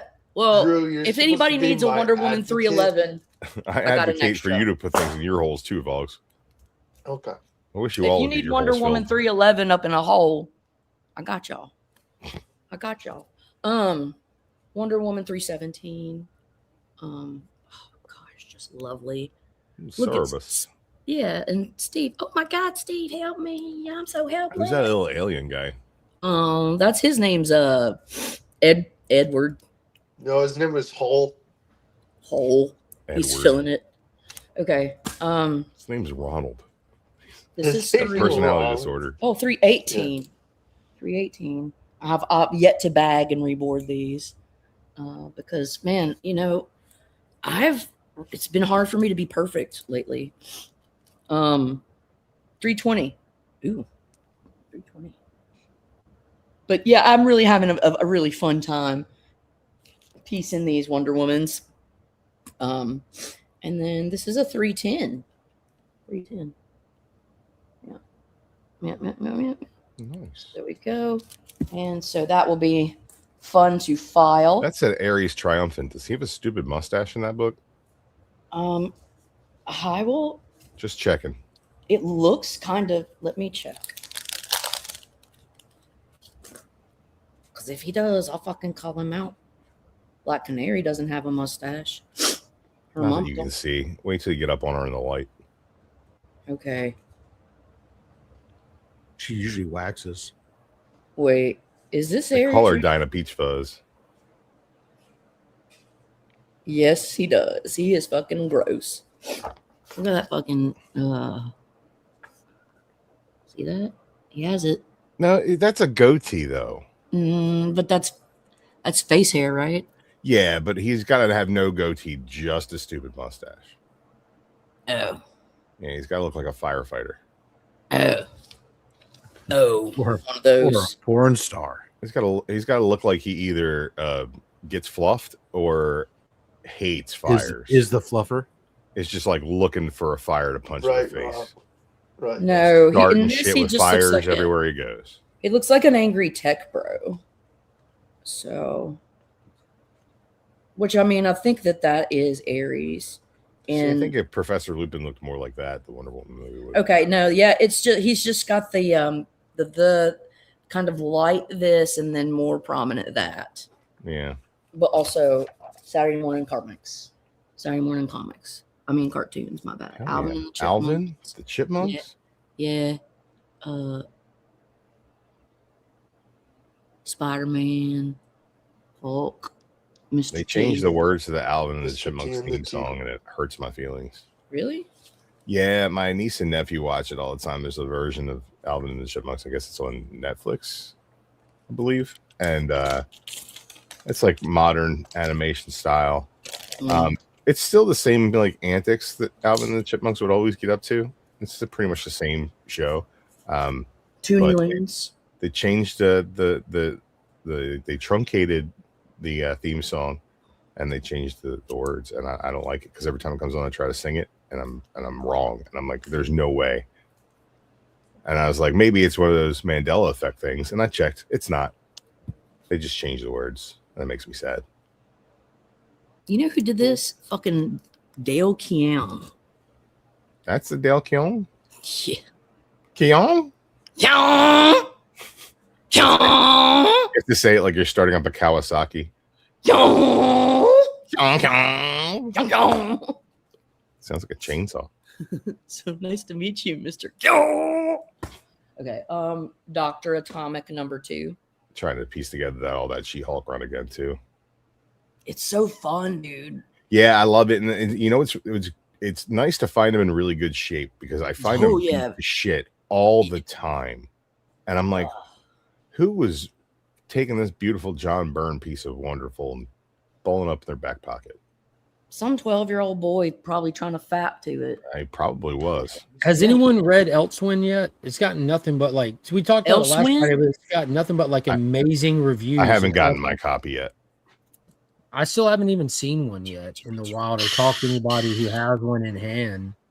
No. Well, that's what happens when comic shops aren't getting and distributing all your stuff. You got to go through bookstores. Maybe check out Book Talk. Maybe some of those Book Talk people have read it. Who did those covers? Also not like a traditional book either. Oh, like I don't know. it being this weird history it has to it and everything. Rob Liefeld shared the written by our boy Phil Jimenez. I love Rob Liefeld, and he posted positive review about it. Rob Liefeld loves you. He posted it that so hard. He was out of town, and he posted a picture of it. He goes, "Oh, look what'll be waiting for me when I get home. I can't wait to dive into this perfection." And someone tried to smart ass comment him, "Oh, when you get home, but you somehow already know it's perfection." Blah blah blah. So he got home and he shared a picture of the original ones, like the black and white ones that were bound decades ago. He's like, "Dude, I'm not new to this." I'm like, that was pretty badass. Rob's going to be in Maryland at the end of the month doing a signing at Third Eye Comics. The show's theme today. Yeah, it's where I'm from. It's where I live. It's the greatest place. I love this. Sal if this is a super villain, Sal was just on here, and he's on vacation right now at the beaches. I want that one. Give it to me. Oh, he's in Ocean City. I see you, George. I see you, 757. It's really the only beach in Maryland. I need that one for my run. Oh, you do? Do you really? Yeah. Okay. If you do, it's not in the best shape, but like I'll fucking send it to you because Is it like mid grade? Yeah, it's mid grade, but like it's a copy. It's a filler. It's a whole filler. Those Spidey super stories, their mid grade is good because they're hard to find in great grade. Yeah. Kids read the hell out of them. Oh yeah, the John Byrne Elsewins or whatever. Yeah. I only have one more of the expensive books in that series to pick up. Oh, do you? Okay, well, Rob, I have the Jaws. I have multiple copies of the first one. I have a bunch of books, but I mean the only one that's left that's a really kind of expensive one. Do you have a shitty copy of the first one that you'll trade me? I'll throw in something else. I'll take a look. I don't have a shitty copy, but I have a less than great copy. Perfect. Yeah, give me if you do your worst, we'll talk. I can get out my other ones and I'll show you because I have more. Yeah, of the Spideys. Okay. We'll work out a trade. I'll ping you. This one's the Star Wars cover. Is that number one? This is a Jim Lee Super Stories Batman. And I really love this Jim Lee Batman. That's the first appearance of Hush. That's a key. Hoosh? Madam. Is it? Well, it is. I got it. Honestly, I'm not going to lie. I got this for the badass Jim Lee cover art. He does all the art for that run. It's incredible. Well, you know what? Yeah, that entire I'm ignorant. run is great covers. This is probably one of the more modern Batmans because I'm ignorant and I've really been focusing on early 80s Batman, which is where I Good find a lot stuff. of very fun stories. Good A stuff. lot of Neil Adams, Jim Aparo. Let's go. I love to hear it. Mobius. Yeah. Is that reprinting his Marvel 2 Age. volume to Silver Surfer? Marvel Age. Okay, fucking. Ooh, bro, I got this for like fucking $15. That's a key too. That's the first I appearance know. of Dr. Fry. I know Hulk. Who I don't know. Who is this That book Batman? got crazy high for me. Crazy, yeah. I was It going was. for It was like 100 $200 something. $200 or something at one Yeah, it point. was ridiculous. 15. You know And why? I don't know if you had a chance to read that run. It's 50 Yes. issues, but Yes. it's a It 10 was out a of 10 run. It's Hulk as horror, really good. But Pure. he's also waxing philosophy the whole time, which is just even scarier. Ewing You know? is gone. Ewing just goes, bro. Ewing is at the point now where I think he might be as up his own ass as Who did that Morrison is, cover? but Yeah. that results in some fantastic cosmic Adam and Hughes. spiritual storytelling. Are you I'm pretty reading? sure this is Adam Are you Hughes. reading the Absolute Green Lantern that he's writing right now? I am not. I read the first issue and I said I This don't one's care about Adam Green Lantern, Hughes. and this is not going to change my mind. So I'd stopped. Yeah, it's a tough read. You know, like with Morrison, he can have some stuff that'll just be like world changing in the industry, and then some stuff it's just like this is just too much. Yeah, Yeah, Ewing. you know what? So Ewing's Ultimates were not bad. Ewing's Ultimates were great. Ultimate I Squared loved was that. I also loved really good.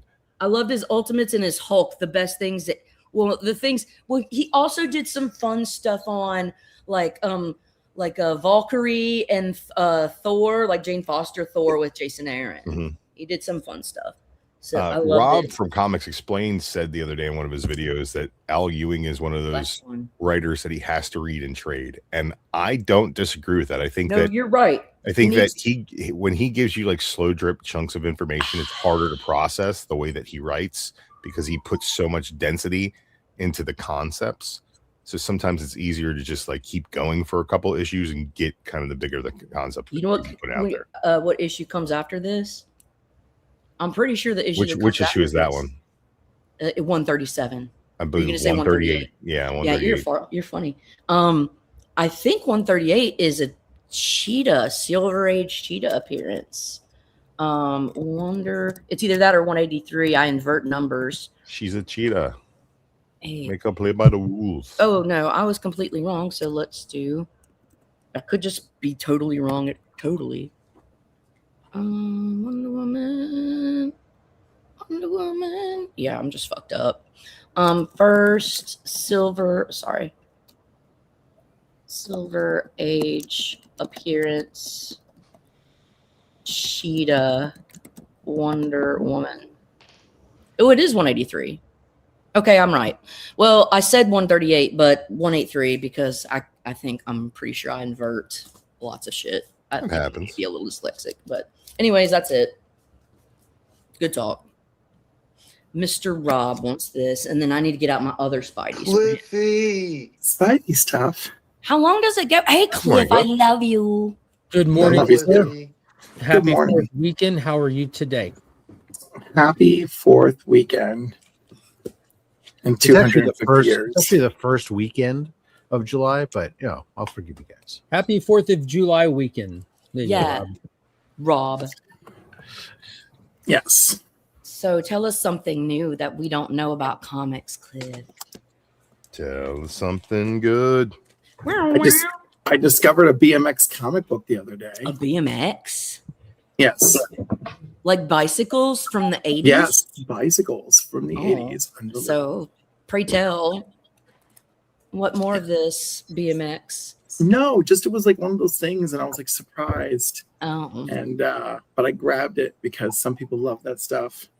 Oh. So now Well, it's gonna be sitting around in my ethereal box. It's probably gonna go to Nate. Nate likes BMX stuff. oh, so you took it within your ethers, but you just need to whip up sort of an etheric care package and then do some Yes. sort of drawing to lure the peoples, and then you'll yeet it back out, but with the Cliff essences, Yeah. let it intermingle. Hey, I was showing them one of your favorite little runny runs. Absolutely. Absolutely. Oh, you sound a little hoarse. Have you been doing a lot of talking, Or you No, just, I'm in the office. oh, you have to be fucking professional. I'm sorry. I know. Although I do get to rock Hawaiian Friday, so there is that. Wow. Do you feel free like when you get to do that? Like you're liberated a little bit? Like, It's almost like you don't have to go to work when they let you wear a Hawaiian shirt. It's like, oh, I am shed of all responsibility through the donning of this. Well, the Hawaiian people, I think they should go one attire. step further and make it pajama Friday. no, that we do that for Spirit Week. So, Oh my lord. so here's the funny thing. Oh god. Okay, Hold sorry. on.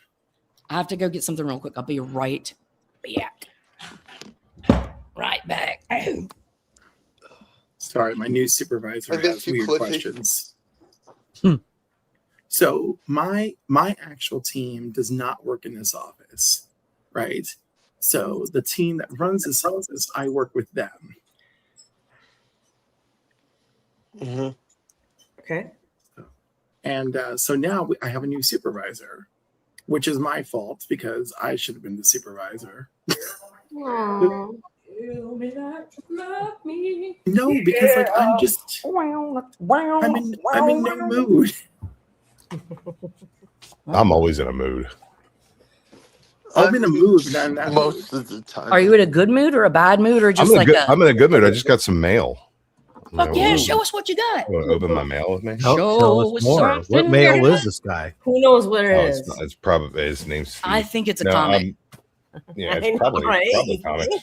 I'm gonna say that it's a Marvel. I'm gonna say Bet there's you- an X-Man character in there. I'm I'm gonna pretty be sure wrong. this is a giveaway that I won the other night. Oh, who the F knows? It depends on the channel in that case. Well, let's see.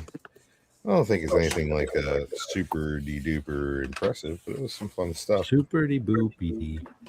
Super got- duper. It's got blue tape all over it. That annoys me. Definitely shows they're an amateur. Yeah, masking tape comes in multiple colors.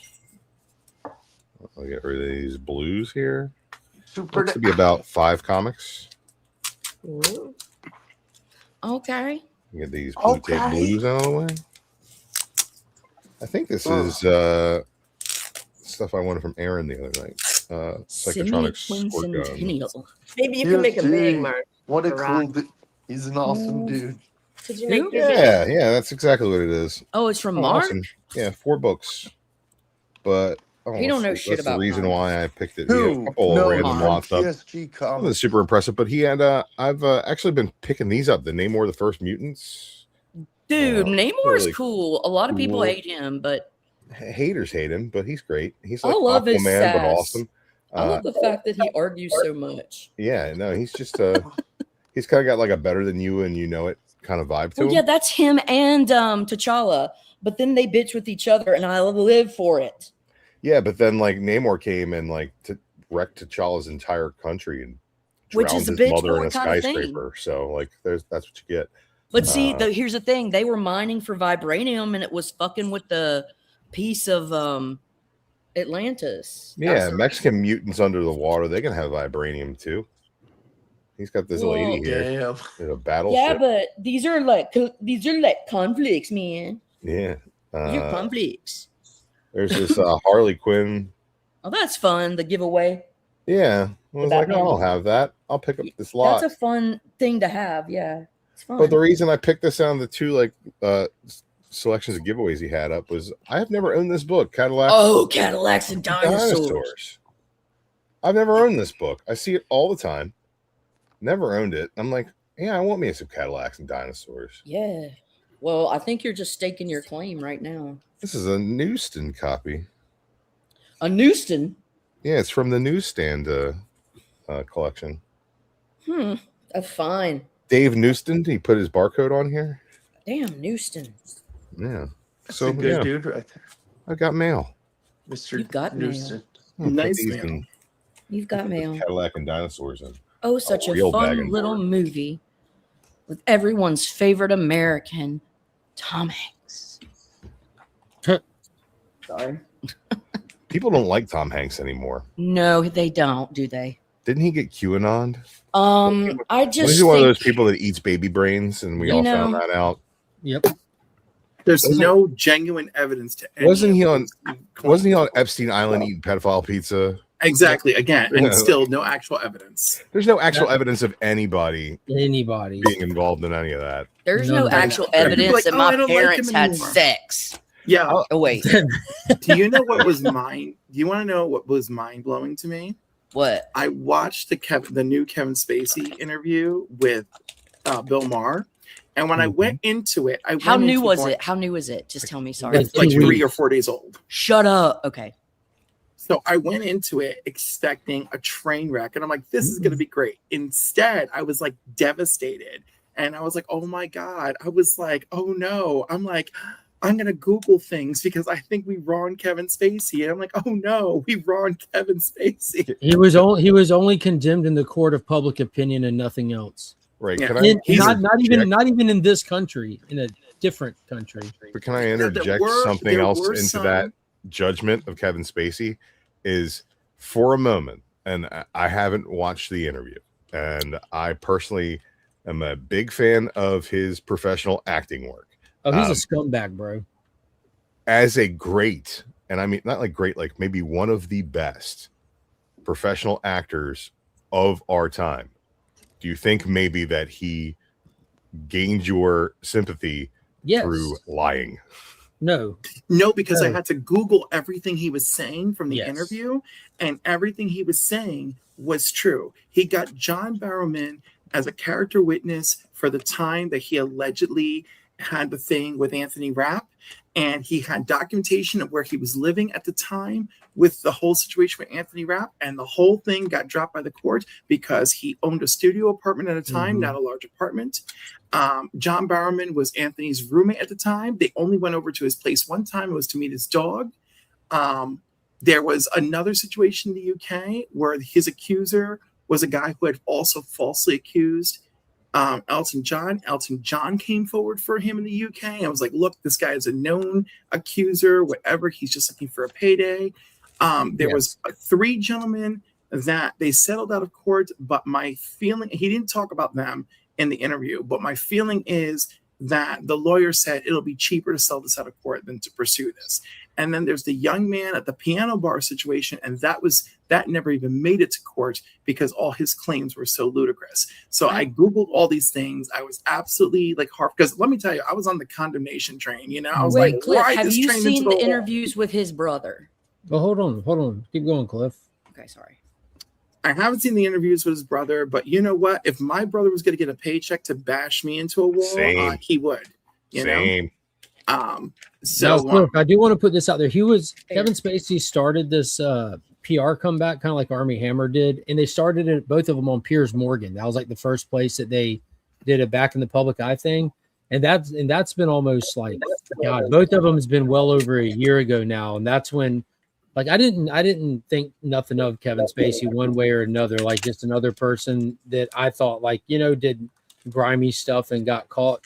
And then I saw the interview that long ago and looked into it and saw where there's literally no legal charges ever held against Piers Morgan. And when you look into it, all of that is true. And he does talk about and point out all those things that he did not do wrong as it was listed against him. But what happened in the real time is all the other stuff that people knew about that he did for years and decades, that a lot of people do in that industry, was coming to light, stuff that never went to court, stuff that people weren't pressing charges about. But there are people out there saying like, yeah, dude, I was one of the people that he XYZ this or that. And it's just one of those things where it's like, he's a typical slime ball that was preying on like easy pieces of ass, whether they were 15 years old or 25 years old. And he's just a known pattern of doing it. And a lot of reputable people said, yeah, yes, he does do those things. And that's why he was kind of public opinion crucified. But as time goes on, all of that falls by the wayside. And all that's left is a more polarizing public trial. And that's all that'll get remembered and talked about. But possibly, but I do think. Oh no, it ain't possibly. That's what happened. The case with him and the little boy, or the 17-year-old, exactly as you said, Cliff, and I will be here to support with the information that I have. That boy lied. and like, yeah, a lot of people were lying during the whole Me Too era, getting paychecks and stuff. They were just going after everybody. The Me Too it was thing sad, the turned out to be miring awful. of truth, because it was just like, well, let's negate the truth of the actual victims by just flooding the zone with all these accusers so that paycheck chasers, like we'll just negate by flooding it with false. I'm sorry. I was gonna say, I just always believe in the where there's smoke, there's fire thing. If it's one person, I'm like, okay, yeah, let's see it. But when it's like 50, 100, 150, I'm like, oh my God, dude, even if 2 of these people are right, you're a scumbag, right? So there is that's called the Cosby theory, by the way. Oh, he lives some in a downer stuff. Home Sorry, now, so. Let's not be some boner fades. It's a whole situation of the dichotomy, especially with public figures that like in this day and age, you shouldn't be victim blaming, but at the same time, like the burden of the proof is on the accuser in reality. So it's like you ask questions of a victim to validate their story, and it seems like in the court of public opinion, you can just go, you can't ask that question because I'm a victim. It's like, well, you can't accuse somebody of such things without presenting evidence. Like, so it's just this crazy situation here. Might I make an observation? No. Yeah, great, thank you. All right, go ahead. So, let's think about Lady Justice being blind. That's actually not good for us, is it? It's actually really fucking have a lady terrible. In charge of justice. No, it's awful really idea. Fucking terrible. Because you know what? This is what blind justice does. You know what? Do you know what case by case consideration based on the nuance and the context? Because here's the thing, murder. All right, look, if you go into a store, it's bad, okay, and you shoot someone in the fucking head and you take the money from the cash register and you do that and you have no other mitigate, your life was great, everything was just fucking fine, nothing was you need to fucking go be put in a cage, okay? And Mark, all I have to say again, like 2 weeks ago, conspiracy theory. If you kill someone, but it was because they had beaten you and beaten you and beaten you and beaten you, and you could literally take no more beating. Well, I think there's some nuance and consideration. Context dependence is a thing. Are they actively beating you when you commit murder? When we was there a law in the beatings? Because one of those is murder and one of those is self-defense. Let's keep pushing through. No nuance. Well, usually it is a self-defense thing. You know, it's not always, oh, I slipped something in your beer. What? Look, we have a good justice system as compared to the rest of the world. I will never complain about that. What I have to say is I am so thankful that we have the system that we do. But I was also taught that as an American, I should never accept the status quo, because as soon as I do that, more rights will be taken. And so that it is my constant duty as a citizen to be critiquing and noticing where we could do better. Because when I abandon that responsibility, I abandon my duty to making this place better for us all. And I think we tend to forget this. And in our just don't tell the government that we have allowed the things that we don't like to creep in, because we have forfeited the skepticism that we should have probably been a little more direct with. Excuse me. What do I know? I'm just a girl. No, I'm just a girl. You said that very, very well. And you know, as citizens, we do have a responsibility, but we also live in a world of power dynamics. Yes, sir. Yes, Cliffy. Thank you, Cliff. Wise man.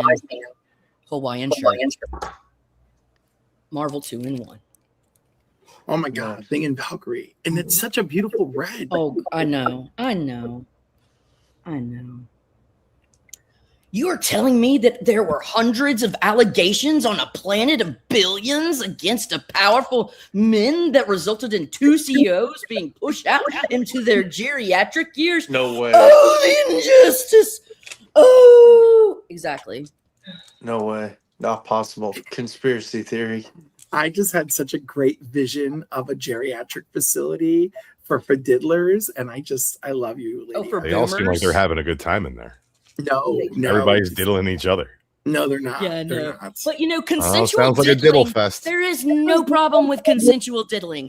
I say diddle into the infinite unknown. I'm not sure you understand what the word diddle means. It's a torture retirement facility. It's like Diddler went down to Georgia. See, that's where you diddle without consent. The diddlers who diddle without consent go to a box that they get to stay in because they know not what they do with their diddle bits. But if you know how to diddle with consent and with glee, diddle your fiddle into the night. Okay, back to Marvel 2-in-1. That's a really underrated series. I apologize. Marvel 2-in-1 is a wildly underrated series. I digress. It is one of our finest team-up books. Oh, look at you with them. I know, Mark. Look at Mark. Yeah. Mark, you know what I'm talking about. Safety. You're talking about safety by the Department of Transportation, and either they'll get you with the soft way. Hey, Humpty Dumpty, you guys you could get cracked, please put on a seatbelt, or you get it. Your family's gonna fucking die, and you're gonna fucking drown. So you need to put on a seatbelt. Which way do you want? Do you want terror? Do you want the carrot? So, Lady F, let me tell you a funny story about that Supergirl car one, right? So it did encourage me to be like a young seatbelt boy, right? Where I'm like, okay, we're clipped in, right? And then my friend's dad got into an accident one night and his seatbelt would not come off. And as a result, but he was rescued by the fire department within time, but he lost partial vision as a result from the ensuing damage and flames or whatever, because he couldn't get out of the car. So then that made me terrified. So now I have that thing that cuts your yeah, my mom had one, and it smashes the window too. So now I have that thing because I was just like, oh my God. I was like, it could be terrifying either way. Cliff, I'll save you on Batman. Yeah, one of my the Batman utility thing. I was like, this bat button releases the chairs. Also, one of the young men who I used to play HeroClix with, he was driving home from work one night and he was like half asleep and he fell asleep at the wheel and he went through a rock wall, right? You know, those like small rock walls that usually people who have like 1800s, 1700s houses, they usually have that barrier. Yeah. Right. I don't know. It's more common where I live. So he went right through that across the property, hit the tree and into the lake. And so the owners of the property called for help immediately. And again, the front of the car where the engine is sinking and the engine was over his legs. And the fire, these people, their lawn was destroyed. I feel bad. The fire department arrived. They brought I forgot who came from wherever. Somebody was able to snatch part of the car and the jaws of life ripped him from where he was trapped by the engine. And then and his leg was torn. I forgot what's the outer side of your leg, right? Into part of his tibia, right? Okay, there's a fracture there, right? Tibia fracture. That sounds funny. You know body parts. So Lady F is just nodding along. I love it. So anyhow, they pulled him out and he went to surgery, right? And on his leg, he's got his tattoos, and one of them on his outer thigh, the outer thigh is Starro. And so when the surgery was over, we were like, oh, wow, you did really good. And he's like, I saw that starfish thing and I could tell it was really important to him. And I was like, oh my gosh. So I thought that was nice. Like I said, Cliffy, I'm Batman. I'll save you. And I wear my seatbelt because my car beeps at me if I don't. You know, the only thing. That it's just I can take the clip off and just plug it in. But like, No. until I got this new car that beeps at me, I don't wear a seatbelt. He beeps at you? Oh, I love Yeah. that. So it's Yeah. an I have asshole one to that's you. just the clip Yeah. and it's not connected to a seatbelt, and I keep it in the car and I can just Yeah, you snap just it plug it in in there. anytime, you know. I mean, I'm too Stephanie, lazy you to go to delinquent those. ass. I'm too lazy to go to those lengths to avoid the seatbelt. But like, honestly, the reason I never wore a seatbelt was because of VH1's Behind the Music. The drummer of Def Leppard lost his arm because he was wearing a seatbelt. That sounds like it sucks. Well, how did he lose his arm with a seatbelt? He was in a car accident and the force, and it just seatbelt can- ripped his arm off. Because It the worked. force of the accident? Yeah. Yes. It was the Imagine so what would it's an happen if he inertia. wasn't wearing the seatbelt. When Well, you he'd be crash into dead something, and he wouldn't have to worry about being a one-armed bandit. I'd rather be dead than have one arm. the physics I know of he's it- made quite a bit of money as a one-armed drummer, so He's not any fucking good though, Rob. you can say that about the whole Yeah, he band. doesn't have one arm. You couldn't before Oh that. my god. They are great. Before he Drew lost his arm. Now they're Coming terrible. with the one-armed drummer is no longer any fucking good. He's good. He's not any fucking good. He lacks the ability with two pedals and one arm to be a professional drummer at a high solid. level. Was it his dominant He's arm? not solid. He was already in the band, or they would have got another drummer. He's terrible. Hey, LF. He was 4-4 time. in a Drew, metal you band. have It's you awful. always summon You are a so unique mean. flavor of cruelty. LF. It's so fascinating. He just LF, like state I am the obvious. a very empathetic. He lost his person. arm. He's not any good anymore. Think about how that fabulous bass player has to feel pretending that his drummer's still good. Think about how he has to feel. Hey, LF. I'm I'm sending your book soon. Okay. No, I get it. No, Drew, you're not wrong. Because when you have only one arm, that's just gonna hold you back. Yeah, he's gonna need a hand. Especially if it's your dominant arm. You know, I mean, it's Let me gonna tell hold you. you back. I'm gonna get if I would get the prosthetic arm just to shut people like Drew up. I'll be like, Good I'd be fucking luck shutting people like I me get up, a bro. arm. Ain't gonna Like happen. Lannister, dude. you know? I will get the prosthetic arm and I'll be like, these compassionless, empathy lacking No. mofos out here. Look, I'm I not am- gonna lie I to am you. the- I've had customers at work who don't have arms, and they have like the little claw pinchy things. Are they gonna get us next time, Gadget? All right, let's be real. Yes. Let's be real, because I'm gonna get real with you. I'm gonna get an attachment with the arm, and I'm gonna put it somewhere, and then I'm gonna get some sort of frequency generator, and it uses a beat, and I'm just gonna fucking hold that to a drum, Yeah. so I can generate a Just get a fucking beat, drumstick put and on then it. I'll diddle, and then I'll be like, "Suck it, bitch! Suck it, bitch!" Yeah, but the problem with that is you'll have to set the drill with your other hand, and it'll only have one speed until you have to stop and change the speed on it. What about this? What about these rad transitions where you go? You know who can't do those? One-armed drummers. Oh, Yeah. oh. And I mean, I like the fact that everybody's You going know to judge who me on my can do level of that, empathy. Drew? But No, who else on I'm this laughing. panel is I'm an laughing amputee? because it's really funny. I'm an amputee. I don't judge you. It's just like, okay, this is a really funny rabbit hole because it was like, all right, we're talking about seatbelts, and you're like, You know who can do I'm that? never Drew, gonna fucking- my dad's a good drummer. I'm never Yeah. gonna fucking Your dad's wear a probably better seatbelt than because the Def Leppard. boom, boom, guy. boom. That's all that guy Yeah, does. really, my critique is mostly because of the Def Leppard thing. That I was just really that was. I was like, really? So this guy's life is trash now because he's. I missing don't the judge arm? you, Drew. Yeah, I no, think Def you're Leppard's like, I trash think now you're because he right. lost his arm. No, I just That's just how laughed that because works. it's like, yes, I know, but it was just like, I'm an amputee. I can speak on this. yes.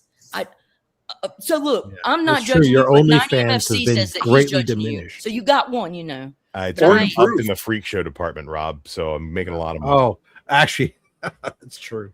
You never know when you get that freak show appeal. We're all stars now. No, I think my toe is not In the ugly dope enough show? to get the freak show appeal. It's just Well, you know, weird. I've got a nipple on my butt cheek, so I can show you guys my Is nipple. that good, I'm just kidding. Legion? I don't know. My mom says it is. Oh, the book. I gotta tell you, it looks like race baiting garbage after the first issue. To be honest Oh, with really? you, It 100 bullets? does. Hey, Yeah. Mark, Yeah, I did didn't you like the first finish series. Arcadia? I'm not an Which Azarello one? fan. The newest Miranda one. Brothers series or the The DC Black Label. The Black Label. Because there's two books that I'm pulling right now of the same title. I have not read the last issue yet. It's sitting right here. It's decent. Yeah, the whole thing's been decent. Batman 11 by Fraction was really good this week. I don't know. When I hear people say that, they lose all credibility with me. Oh, it was solid. Sorry. I like Fraction's Batman is the definition of what if an entire run was a filler issue, and there's nothing inherently wrong with it. It's just there's nothing. It's literally the most forgettable 11 issues of Batman that's ever been strung together. There's nothing. That's true. I don't know if that's true. I was like, that Detective Comics run before Detective Comics got good, from back when, that's forgettable. That was disastrously forgettable. There are a lot of forgettable runs I of Batman. I would agree with you, Cliff, but I can't remember content. That's what I'm saying. That one was that's the problem with having a character with so much content. The Williamson run, like how far back are you going, Cliff? It might be that far. All like I know is Rebirth? Detective got good like 2 or 3 years ago. All of a sudden, and it's just stayed It's good. because when Rom V got on there. Oh, before Rom V, Mariko Tamaki did like this long run that was just incredible. And then before Mariko, it was good as well. Oh, I don't know Tomasi at that point. Oh no, it was Tomasi did a short run. It was Tomasi before Rom V. Oh, Tomasi. I know who Tomasi is. Yeah, I didn't really like Tomasi's run. It Tomasi? wasn't as much of a Batman. It was more of a Batman book than it was a detective book. Rob, but I did I show you I it. picked this up a few weeks ago? Oh, nice. Oh, good. I love the Racketeer. Yeah. Mark. In defense of Matt Fraction's Batman, though, like not everything can be absolute. Where we're getting a brand new first appearance and the lore gets expanded every week. It's like, well, Drew, what do you think the middle ground between that is? Fair playing field. Well, what do you think the middle ground between being absolute Batman ripoff and being a dynamic, entertaining story? Is there middle ground? I think that the Fraction run has been entertaining. I think that it's not as remarkable, but like issue to issue, it's a solid put together book. The art's good, the storytelling is solid, and just because it's not as dynamic as some other things that are coming out right now, I don't think that it's a down. It's better than Hush 2. It is definitely better than Hush 2. Yeah. Absolute is ridiculous. It's fantastical, so that's why it's great. It's new and it's just a. I wasn't even comparing it to Absolute. Also, I just think when you have a couple of Batman books on the shelf and you're saying that one run is just all filler, it's hard to not look at the other Batman books that are going on right now. Well, let's give it a better comparison because Absolute's its own thing. But yeah, tell me a better comparison. I would consistently say this for the entirety of my time on YouTube. Currently, right now, Tom Taylor's Detective Comics, I think, is a better Bat book. Tom Taylor really does well. I can't lie. I'm not reading, but I would say that regularly about Detective Comics. I love X-Men Red. Tom Taylor did X-Men Red. If someone asks for a Batman recommendation from me, it's always Detective Comics. Because the main title gets gimmick affected often, because of events and it being the main title. And you had people like, Tiny Onion, that just did this awful run where all he was trying to do was cement characters that he could get residuals on. I would say the Fraction's run is better than Tiny's run. Yeah, I would agree with that for sure. But I don't think Fraction's Batman run is bad. I didn't say it was bad. Yeah. I think JT4's run was bad. I think Fraction's Batman. Every issue is a definition of me waiting on something to finally happen. But he's just been puzzle piece putting. And I said that this was likely going to happen because he inherited a run. He didn't inherit an indie comic or a mini series. So he has a lot of rebranding that he has to do to get to what he wants to do. He was told when he picked this up that here are the things that are, Vandal Savage is the commissioner and this and that. And I said before it started, the first thing he's going to do is address the Vandal Savage commissioner and get past that. And that's what we're kind of doing right now. So I wanted to point out, I do like Fraction's run. It's pretty interesting. But I agree with Mark. Overall, if someone says, what is your favorite Batman series and what do you recommend all time? I'm a detective fan, 1,000,000%. It's just Detective's just consistent, good, and as Drew said, like absolutely, it's not just it's a good detective book, and he's currently solving and working on a mystery with the guest stars Green Arrow and Black Canary for like the little 3-4 issue story rollover thing. It's just good. Yeah, but it's Jorge Jimenez drawing it because he's drawing Batman. Yeah, no, we have I am a That's a big selling point for me. I am a big tech guy. The art in Fractions Batman right now. Most of my stellar. Batman collection is older techs. I loved when You got that Fraction wrote for 27? Uncanny X-Men. Fraction's Uncanny X-Men I loved. So, and I loved his Hawkeye. So Right, advocate. I have to support. I like his Batman. It's not bad. Oh, I have to show you something, Mr. Fat Stacks. I don't know if you really get an allure from these things, but here's a Dazzler, right? Mikkel Janin does the Dazzling in and of interior for itself, Detective but- right now, so it's. Ooh, I would say that's Put a pretty ring on the Dazzler. Put a ring on it. I'm not Who saying did it's that better cover? or Is worse that- than Jimenez, but they both have top tier on them. who did that cover, LF? Is that? Wilson-Kevich. I thought so. He's my friend. No, not really, but I love his art. Oh, I do too. And to have a Wilson-Kevich Bill Sienkiewicz is Dazzler. not your friend. No. Well, we did just reveal on the I wish C3 he was. reveal He might yesterday not be. the Mark Jeweler first appearance of Hobgoblin, Ooh, donated shit. by Kingdom of Nerds. True For 238. Yes. Yep, first With the Hobgoblin. tattoos and everything. Well, Bruce yeah, is ridiculous. It's Mark Jeweler's variant, graded at 7.5. So Get your bids in now, that's- folks. That'll be available in October. That is very generous of Oh, Bruce. wait till October to get your bids in. Wait Yes. until October to get Yeah. your bids You get in. your bids in now. They will Start saving your money now, so you can put your bids in on many Fat things. Stack said the bids placed now will not be honored, so do not attempt. Oops. I think What they're Avengers walking is through that? a microchip in this. This is a quantum verse. This is a microchip. everything is a quantum verse conspiracy. It's not a conspiracy if we're quantum by nature. Sorry, that's just my go-to thing now. Oh. I always thought I was naughty by nature. It might be quantum by nature. I gotta go get. I think you can't. They're not mutually exclusive. That could be naughty quantum. Yeah, you All right. can. You can be both quantum You and can be naughty. quanti. Whoop! There it is. Mm-hmm. Wait, that's tag team. Naughtum. Naughty quant. 5,000. That's not naughty by nature. So That's yeah, tag team. Steph, you're finally Okay. getting Just shake your whoop, Drew. poison ivy you wanted. I'll be sending next week. Thank you, Will. Thank you. It's You the guys, we're plain card mostly one. space. We're mostly air. No water. We're mostly water. What is between an atom? We're bags of mostly water. Remember? We are the space between atoms.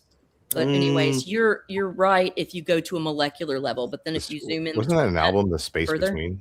All right, I gotta go, you guys. Did the everyone have a good ethers weekend? lie in the Wait, space. who between just Bye, left? Steph. Adam's Adam. setting I love things the on start. fire over there. Yeah, she's got a cocaine deal to go take care of. Yeah, she's got Things are no, exploding. she's gonna go Dressed fucking as be like, Wonder Woman. this bitch talks too much. I need to smoke. What? She needed a breather. Uh, I overwhelmed her. So, Sometimes people get Rob, wrong. I know you and I have been reading that new Rocketeer series, the mini series. I heard they're making another one. Yeah, there's one that comes out like next week or something. I think. It could put. Yeah, they do a lot of different little miniseries. That was That's The good. Island. The Island is what it's running right now, but there's another one. The that's- Infiltrator comes out next week. Yeah. I literally have. That's what I'm looking at on the other tab. Why? Yeah, when you I'm mentioned that, debating Bugsy. about getting it. Why? Just get Why are it. you debating? There's Just no get- yeah. reason to debate. Just get it. I know it looks. How Now I much don't is know it? why they $1? did this. This Dave Stevens B cover thing is such a great fun idea. I picked up all those for the island, but when they got to Yep. issue 4, they did this sketch, Yeah, this it's like sketch weird. cover style for it, and now they're rolling that over into this. So now you don't have a matching set for the island. You have an oddball that rolls into Infiltrator. Yeah, it's Very weird, fun. but whatever. But I love this cover right here. This is nuts. They're trying I'm to getting hook a water and a coffee. I'll be right Joe, back. this Joe Quinones cover is just gorgeous. Look at that. Yep. Who is I this agree. guy trying to hit this scene? And that's gorgeous. You look at Yeah. that picture, and the first words out of your mouth are who is this guy? And I'm thinking, who is this girl? It comes out next week. Well, I know who the it's girl too is. late to put it That's on my me. FOC, but I bet it'll be in my back issue. What's going on, Cole? Good to see you, homie. Hope you're having a good Cole, start just to your call 4th of your- July week. call I your just don't know LCS why and tell he's them to put it in taking your her box. hostage.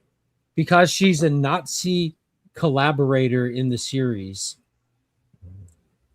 Or at least she's I I know perceived you're as being one. sarcastic about the cover design, but that's Yeah, but actually the those premise of the story. Nice. She might be a Nazi, but those boobs. A femme fatale. Those boobs. Those boobs didn't do no Holocaust. They hold her up. They do. I like that cover. Yeah. The dog in the newspaper. He's like kind of nonchalantly being the Rocketeer. I'll probably pick up the back issue at #1 in a few weeks, but then I'll just pull the rest of it. Why don't you just get #1? Yeah, it'll be on the It's too shelf. late to put on my pull list. Thought you just go get no, it. it's not. Or call you your just shop order it. and be like, I'd really like to have this. And when they get one in, they'll put it in your box. They'll be happy to do it. They'll be very happy to have a copy sold. Sure. Yes, very much so, dude. Or you'll get the one guy ever who's like, I don't feel like picking up one issue of a comic and moving it. Like, and then, okay, that guy will be an asshole. So just show up on Wednesday. It's pretty easy, bud. You just call them like, hey, I need to add the Rocketeer to my pool list. If it isn't already added to your pool list. Yeah, it's not like this is a huge spec book where like a bunch of people are going off the street buying. They're going to order 5 Rocketeers. copies and cross their fingers. They're going to say, I hope this is returnable. At the niche audience, I think Rob's the only other person I know personally that Is pulls the this still Rocketeer. limited series too? It always is. That's always is. That's why it always has a subtitle name like the Infiltrator, the Island, the Great Race. Did you read The Great Race? Yes. Funny enough, it's Latinos. Yeah, well, it was actually an airplane race, but oh, okay. I appreciate your honesty.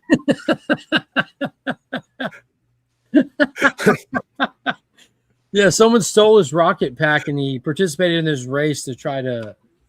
That was a couple of years ago, but try to finagle his way to get to it and to deal with the usurpers that were participating in it, trying to take some stuff out. Yeah, it reminds me of a time years and years and years ago. We were all drunk on a Sunday watching football, and my buddy saw a promo for The Amazing Race on CBS. Yeah, he got very upset that he thought it was about the white supremacy, and I was like, "That's not what that is about at all." Like, bro, chill. He's like, dude, was that about the white? He was race? hammered. No. He's like, "The Amazing Race, they can't do that on TV," and I'm like, "What are you talking about?" Dude, I'm getting messages from the UK office. Of course you are. But so they're sitting there going like asking me to do something. I said, dude, it's 7 a.m. It's not even 7 a.m. on a fucking holiday. Are you asking me to log in and the 3rd of July is a holiday? No. Yeah, so we're taking it's getting Independence Day off today. You taking it doesn't make it a holiday. No, the company is. It's a company holiday for the US. And so I'm like, are you asking me to log in and do something for you? Or there's nobody in the UK that can do it for you? And he's like, oh, I didn't realize it was a holiday in the US. I'm like, oh, yeah, we're celebrating not being British. Damn. Hell yeah. The majority of Britain is celebrating not being British as well. Yeah, that was one of those concepts that was new to me. When a holiday falls on a weekend, how companies or banks will pretend like the Friday closest to it is the holiday so they can have a day off. I'm like, I guess it's something that's on the annual calendar that we get this many federal holidays off of the work week. Doesn't matter if work lands on it or not. We close at It's 8 always p.m. been a tomorrow, thing. The Friday thing is newer. Like yeah, when good I was a having, kid, it was good like having holidays always off. But if it landed on a weekend, you just didn't get it off from what I remember. Wait, we so always got the bank Monday. closed today? Bank's not closed today, is it? It's not a bank holiday. Depends. Usually not. Yeah, I would assume so. I have to work tomorrow. We close at 8, but I get off at 6. Retail stores don't close like that. Well, you normally have to work on the 4th of July if you're employed as a parade clown, Bugs. So, but at least it used to be back at Lowe's. If you were working on the 4th of July, it means you got holiday pay. Yeah, I get holiday pay for working tomorrow. I love holiday pay. But you know what the good thing is? My buddy texted a group of us yesterday. He's like, hey, I'm grilling out on the 3rd. Anybody want to swing by? I'm like, let's see, what am I doing today on Friday? Absolutely nothing. So I am going to go to a barbecue to my friend's house later today. Nice. Ooh, that's very nice. Yeah. My son gets to work double back shifts. He gets the closing shift at the amusement park tonight, and then open up the morning shift on Saturday. Oh, the dreaded clopin. Yeah, exactly. Yeah. 8.5 hours between shifts. It's like, well, at least originally he was gonna also volunteer at the airport at 6 a.m. And I convinced him, I said, maybe you should skip your volunteer shift if you're gonna be working till midnight at the amusement park and gotta be in at 9. Maybe you should skip the 6 to 10. That was Yeah, Locums were my life for a long time. Every weekend for about 10 years of my life, I did Saturday nights into Sunday mornings. Always terrible. At Lowe's, as regular associates, we're not allowed to clopen. Shit. Yeah, they don't trust you the morning after you closed. In the restaurant business, the morning after you closed, you come into open and you say to yourself, who closed last night? Fuckers. Oh, shit, that was me. That's right. You said, oh, I'll just take care of it in the morning. Then in the morning, God damn it. Why didn't I take care of it? Bartending and it hits 2 a.m. and you're throwing back a couple shots, just count your money and get the hell out of here. Like, future Drew can worry about those dishes in the sink. And future Drew does not like past Drew at all. He thinks that guy's an asshole. Well, future Drew is probably current Drew's worst enemy. Yes, probably. And I know that past Drew, because I don't think the future Drew can get any better. I'm just nemesis. preparing for things to be worse. Yeah, I know, because I know on my own arch nemesis, both future and past me. So I get very frustrated when they do that in like comic book movies, and it's like, oh, who's the villain? Oh, it's an evil version of the hero. It's like, okay, every Wolverine movie we've ever gotten. Okay, new Superman. Like we can do better. Okay, Black Panther. The last 20 minutes of that movie. Yeah, they tried it for a moment. Black Panther fighting a purple Black Panther. Like they tried it for a moment in Spider-Man, but then they decided to make the clone back to being aligned with him for some dumb reason. Ben Reilly, good dude. It could have been a great way to have his own worst enemy. All the Spider-Man clones have ended up being good guys, though, haven't they? No, but or most good adjacent. The ones that survive. Yeah, I mean, if you live for more than a couple issues, you end up turning into your own version of Spider-Man. Yeah. But you've got a stinging power. So for some reason, I have a scar. Wait, no. Now I'm Kane. Got the best Scarlet Spider costume, and nobody cares about me. Yeah. Well, he doesn't have the hoodie. Ben Reilly's costume is actually pretty cool. He had the impact webbing. That was cool. I liked it. I think everything cool about like Kane they gave to Miles too. He's got that like spider sting too. Yeah, Billy, that's exactly what I was talking about. Yeah, they made him into Chasm, but then they turned around and when Peter went off to space, fucking Ben Reilly decided, oh, okay, I'm gonna stop being Chasm and I'm gonna help fill in for Spider-Man and Peter while he's away in space, so nobody gets worried about him. I thought it was like randomly Chasm out of the blue. It's like, why the hell would he all of a sudden start helping him? They should have left him as a freaking. The character Chasm had a lot of potential to become a new arch nemesis to replace Venom. That's just really typical modern ASM like Ben storytelling. Too much to have wanted that for him. You know, every time that they would set up him and Hallows Eve to just go and have a happier ending, they would just come and completely disrupt it. Which I thought him being like, "I want your life, Peter," all of a sudden after he just walked off with Hallows Eve, I found that very jarring and disorienting and crazy. You know, we want to if you want to clone Peter, there's other Peter clones who could be the villain. Let Ben have something. Well, but you had already made him into Chasm. It would have been fine to keep that whole thing. It was at least a good motivation. The concept that he needed brain, memories or whatever else. It was something that was. Oh no, there. yeah, Peter keeping his memories from him. It could have been fun. Yeah. If I want a happily ever after story, I'll say, "Give me back my MJ and Peter." Thank you. Well, I want that too. And I'm not saying they can't have conflict in their the lives. Missing man. I don't need them diametrically opposed all the time. So here are just some Dave Stevens I was able to pull really quickly. The great thing about this Dave Stevens is, let me just. I got like 20 copies of that one. You have 20 copies of it? I think it's like actually 17, but okay. I have a lot. I have a lot. This? No, obviously. Some not. dude wrote in that book. Well, it could. I don't know. I'm actually. You want me to look through every single one of them? You want him to crack all of his slabs to see if things written inside? I don't have a single one of those slabbed. They're all raw. Okay, what is this? This is Men at Work. Oh, it's TM. Hey, TM. Yeah. Oh, so he had his new place? No, I'm working for somebody today. Oh, Digging okay. holes. Well, drink some water and stay hydrated. And I'll just mother you and be an asshole like that, but I didn't mean to. Slower, TM. Slower. Where's your hard hat? You could bang your head on the underside of those stairs. I just care, man. All right. Something It's by the way, it's only 75 Fahrenheit where TM is today. Oh, we're on yellow warning today. Send that one to me. Oh, that's right. You have air quality issues. I have a double of it. Meanwhile, we have our LF, standard heat advisory warning that we have every day here. Hey, LF, will you put the double in my stack?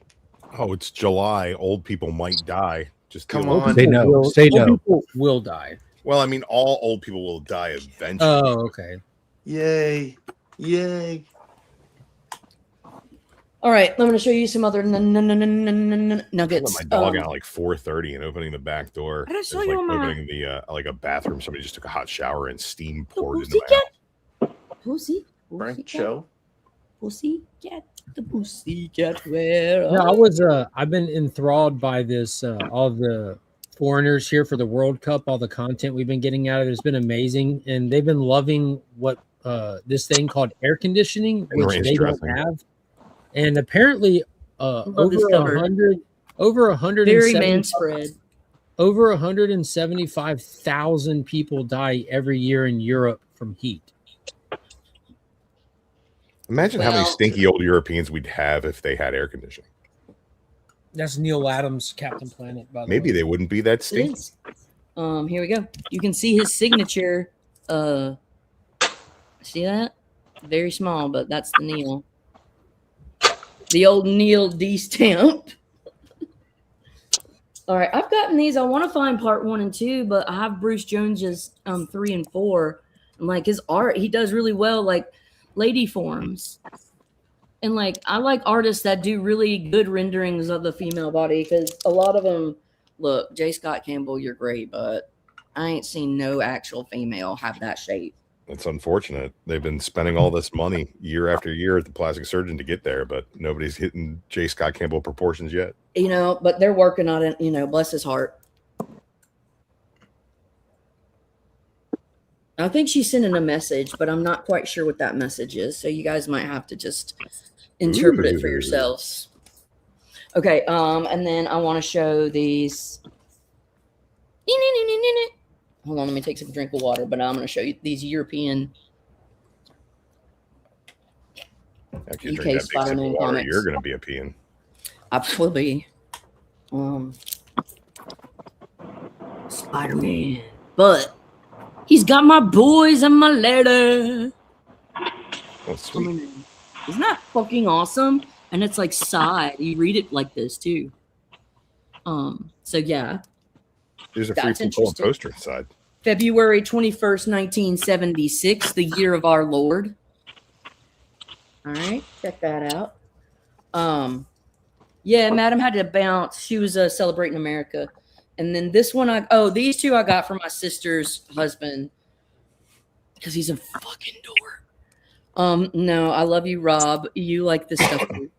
But Empire Strikes Back. He is a very big Star Wars guy. He's just like a year. He's like just a year. We were born like a year apart. And so he is very much a lore guy. And then this one was in price 12p, July 2nd, 1980. I assume you were talking about a different Rob. I was talking about you just because I knew you liked Rob, but my sister's husband, his name's Eric. So I got this for Eric. Do you not like Star Wars? I thought I was under the Oh assumption. no, of course I love Star Wars. It's like I grew up on it. Yeah. So it's just I got confused when you said we're a year apart. I was like, oh no, so that's my no, that's a different Eric and my sister's husband and I are a year apart, but I was just saying I didn't think you were that old. No, I Hey, all right, I probably want to feel like fight it, you. but Best movie ever. yeah, I got these for Eric, my sister's husband, because I'm fucking nice and I know how to speak nerd. And sometimes she doesn't know how to speak nerd, so I'm just like, I got you, girl, don't worry. And my boy M'Baku. Yeah, y'all know this. Y'all know what's up. Yeah, So I got man. this one. Yeah, no, man. I'm a huge Black Panther person, and I do love my Avengers. And this came out in June 7th, 1975. Look at that. Ooh. It's a nice book. Yeah, it's so fun. These guys, oh man, this is great. So this one is from, it says just the week, September 14th, 1974. Spider-Man Comics Weekly. Look at that. Oh, Quicksilver. Nice. Freaking love it, dude. I'm such a big kid, and I don't care. That's who I am. That was originally I like love how you're ASM like all like in on 70. weeklies. I think that was like ASM 70 something was that cover originally. Yeah, you're probably right. I am not a Spider-Man girl, so Rob, I'm gonna just I'm gonna look it now. Now I'm gonna look it up because I can't remember. I know it's like either late 60s, I think it is, or early 70s. This is Hulk with Dracula Lives, bro. And Blade is on the mother loving cover. Look at that, bro. Come on. You know what my little inner child did when I like saw that a lot. this? I effing screamed. I was like, need this, need it, need it, need it. I don't need it, but it really Issue 71. Okay. Yeah, you're good. So this is from the week ending the June 22nd, 1977. I like that a lot. And then me, man, I'm not gonna lie, I like Hulk. No, I don't know Spidey very much, but I know my boy Hulk. He's the green one, right? Yeah, he's that green one. And sometimes he's a different color. Something about rays. Hit some kind of rays. And he's got a lot of big emotions, big feels. Manta rays? Gammers. Oh, gammers. Him. Ooh. Yeah, dude. Got Adam Warlock on there. I know. I like that. From the Is that a magazine size? Yes. Okay, cool. Here's a regular comic. I've been avoiding. I see magazine size books that I really like, and I've been avoiding buying them because I don't have any magazine boxes. I don't disagree with you. Yeah. I have 2 magazine boxes, and they're jam packed. So it's you like have to be buy another very mindful when you're purchasing these because you have to get the proper. Okay, right. This one. I'm going to get one book. It's going to cost me more because it's a nice magazine book. Then I'm going to have to buy a box, and then I'm going to have to buy more books to put in that box because I feel as if that box is too empty. That's how that. Oh, you're that. So me, Drew, I I hate to tell you something. Sometimes you can get a lot of those very affordably. I see a lot of them around that are cheapos, but I have no problem buying $1.50 comics. I have no problem buying those kind of fucking magazines books, but I think that the only thing that would really drag me back into buying more magazine size is finding something in good shape for a good price and being like, oh, I can't not buy this, and then it sends me back down that rabbit hole. Not the name X-Men any fucking where. Wait, in the corner, very tiny, but Marvel Hulk. That is cool. I'm just like the biggest kid ever, and I love this. So this is number 187. It's got the worst costume Angel ever wore on it. Yeah, from May 1st, 1976. But it's got my Marvel girl, in her OG Her OG.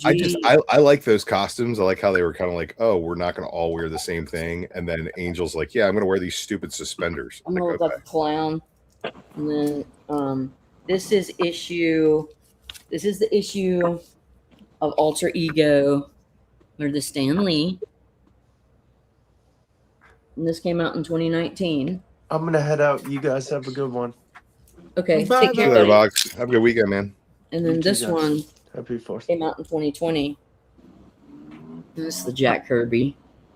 Curbs. Yeah, I got my two favorite cosmic players, the players, and yeah. Yeah. Okay, I'm done showing stuff and being a big kid. For now. For now. Thank you. Absolutely. And positively. Where are you going for your vacation? You said a cruise, Rob? Or do you not want to tell? Because you don't have to tell if you want to be giving your business away. Just out of curiosity. We haven't selected it yet. Okay. Probably it'll probably be a Mexican Riviera. Ooh. Because that was our first cruise we did, and that was a long time ago before we really even had money. We were brought on that cruise. We didn't pay for it. And so all of our excursions and stuff were like just standing around the port. Doing the best you could with the money you had. Yeah. Or didn't. Yeah. So it's different now. And so we probably, and when we do, what do you do? We're probably going to take my oldest. They wanted to go on a cruise for their graduation, and we were gonna send them on a cruise, like a Carnival or something. But they wanted to go with you, right? They said we don't want to go. They didn't want to go on Carnival because they're like, oh, that's a lot of stories. They have TikTok. Yeah, there's a lot of stories and stuff, and they're like, oh, we want to go. My youngest has only cruised on Princess with us usually, and so we just want to go on Princess. And I said, well, first of all, that's for like old fucks, So, and they're like, oh, well, I know what it's like. She's playing like, shuffleboard, right? Smelling like mothballs. And she wants to go with us, and so it was like, well, all right, fine. I think that's and then we said, oh, they were going to bring originally we were going to send them and their partner. Okay. But their partner's going back to school this fall. Okay. And so they asked if instead they could wait until after this school year. They will have, because then their partner will graduate and it'll be double. They can each go as they'll go together and with us, and it'll be graduation. So I'm kind of like just looking. I've been watching like some of the sales, something the logistics and stuff. You're trying to align. Because you start to kind of start to plan some of these things further out. And you're not a planner by nature, are you? Yeah, not at all. I didn't think so. Yeah, we just took I'm totally organized, the most organized. Big surprise! We took a personality index thing at work, and it came back this, and then my personality type was the controller. You're not controlling; you just have agendas. Yeah, exactly. Yeah, agendas in which he finds ways to control. One must be controlled. Well, it's not control the agenda of control. It's that the person functions extremely well within predefined confines and structures like and regimentation. Right. And it even like tells my boss, part of it was like to tell my boss, like, look, this person will succeed very highly at tasks as long as you lay out clearly with the expectations define your expectations and your results, and they will. But if you give something vague and ambiguous, open-ended, you're not going to get your needs met. It's like, I don't know what to do. I'm not a mystic, bitch. Yeah. I was just telling that to this guy at work just now during this whole thing. He's like, oh, we just need this pricing. I said, great. Do you have pricing that you need approved? Or are you asking me to bid blindly against myself I mean, I'm not in contact with the customer. I don't know what their competitive bid is. I fucking don't want to just drop my pants and bid against myself. Fucking tell me what pricing you need to win the deal. Okay. And then I will look to see whether or not we can accommodate that. Oh, do you do contracting? Try to get acquisition? Like I do renewals. Okay. So they're existing. So it's existing customers Understood. that sometimes they're competitive bids in order to retain the customer stuff. And I do contracting. Yeah. Yeah. So that's what I do. A mixture of that, trying to teach salespeople how to sell value instead of just whore themselves out, and then writing legal contracts. Yeah. Well, you keep customers by giving them the best suited deal for what they need. All right, be right back. Well, you can make that deal by doing making sure the product meets their needs and you provide service, or you can just drop your pants and go, "Hey, sailor, look what I got." Well, there's all kinds of different ways to meet needs. That's right. With that, I gotta go. Drew, I love you. Oh, sure. I say, "Hey, sailor, look what I got," and you're like, "Oh, ooh, maybe I'm gonna go see a sailor." No, it's 10:15. It's time for me to do things. All right. Hey, bye, folks. Love y'all. Au revoir. Happy 4th. Bye, Cliff. Hey, Tish, that's French. Be safe. Don't do drugs. Don't smoke crack. Without us. Ooh, I'm not your dad. Well, don't do it without us. That's the important thing. Yeah. Huh? If you go to smoke crack, I want to be invited to the party, and obviously, better with friends. Well, we can't. You're already doing all the meth, so that's how I find those good books, bro. Meth mouth. Meth over math is what I always say. If there's got to be addition, I'm going to do subtraction by teeth. If you do meth, you do a lot of addition because you can get things done. But yeah, but are they things worth doing? Fuck no. Yeah, I've got my priorities all fucked up. If I had meth energy, they'd just get more fucked up. I don't know what would drop. I do know, and it's just, I guess you've got to be in severe. I do a lot of cooking, but it ain't that kind of cooking. I just didn't realize that my hot takes today would have been. No, bro, you just cracked me the fuck up. Like fucking Def Leppard hate. People don't hate on Def Leppard. Like, you know what? I didn't know they were so universally loved in this community. No, it was so funny, dude. That's an icon, buddy. It was just Def very. No, not really. It was very neurospicy because it was just like, you know what? This dude fucking lost his arm. He's not good anymore. He's not. He's not. He's. I will say it was. He's no Mike Carey. It was awkward meeting the entire crew. When you're sitting there, you're reaching out and shaking hands, and then all of a sudden you realize you got to switch arms to shake his hand. Oh shit! It's like, I gotta go lefty on the drummer. Yeah. Exactly. Oh shit! It's just too much. It's fucking funny though. Yeah, it was with that. He lost his arm. God, it was a show. Def Leppard with the Scorpions and Alice Cooper. I would say out of those three bands, Def Leppard is definitely the worst. I want to get that Alice Cooper. Yeah, that's fair. But Scorpions are they're virtuous in the way that they play. I'm not a huge fan of their songwriting, but they have very, very good riffs. They have good musicality. And Alice Cooper. Yeah. Amazing. No, it was just layers upon layers of hilarious. It was just fucking funny to me, dude. Yeah, I find weird ways of hating on things. And it's like, I'm not saying that Def Leppard is absolutely garbage. They're just not what they were when he had two fucking arms. And I mean, and I can see that argument, and I will give it an acknowledgement for the fact that you are, kind sir, correct. Oh, you want to die inside. Last night, I was doom scrolling YouTube. I got done watching one video, whatever, and a reaction video popped up, right? Of some young kid reacting to Kiss Detroit Rock City. Right? Great fucking song. I love those reaction videos. And oh my God, sometimes they should just shut their mouths and not say anything. When they open up where it's, oh, I see this was recorded, they're watching it was like the replay was of the MTV Honors. It was like 2006 or something. Right. And this is like 2006. So this band come out like 2000, early 2000 or something. And I'm like, oh, Oh, sweet Jesus. Jesus, what is it? Jesus, Mary, and Joseph. I think my favorite thing to watch on YouTube is young, black, deeply urban teenagers reacting to like classic rock and heavy metal. No, and my second favorite thing. Yeah. I love those videos. Old white metalheads listening to modern rap. Like, yes, they're the two things that make me the happiest in the world.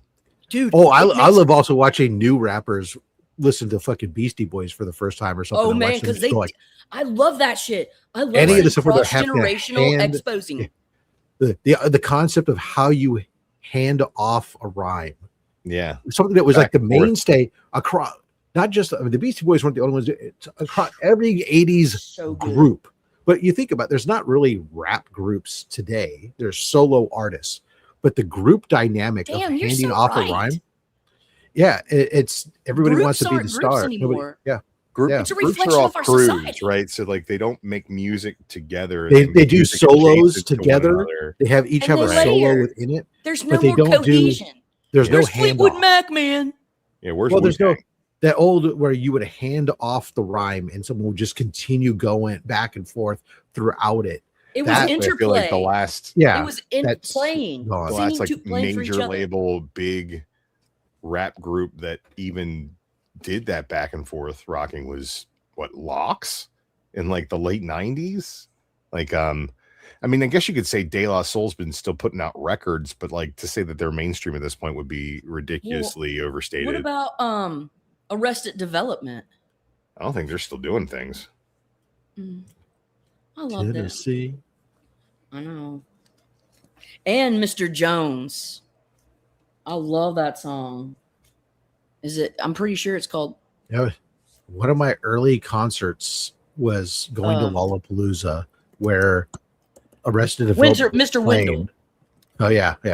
Arrested Development was playing, and I couldn't believe the crowd at the Shoreline Amphitheater up on the grass moshing to fucking Arrested Development. Dude, I thought, how do you mosh to Arrested Development? Yeah, bro, it's a massive. So good. Go ahead, Mr. Wendell. Really, anything that can give you a two-step beat, you can mosh to. If you can dance to it, you can mosh.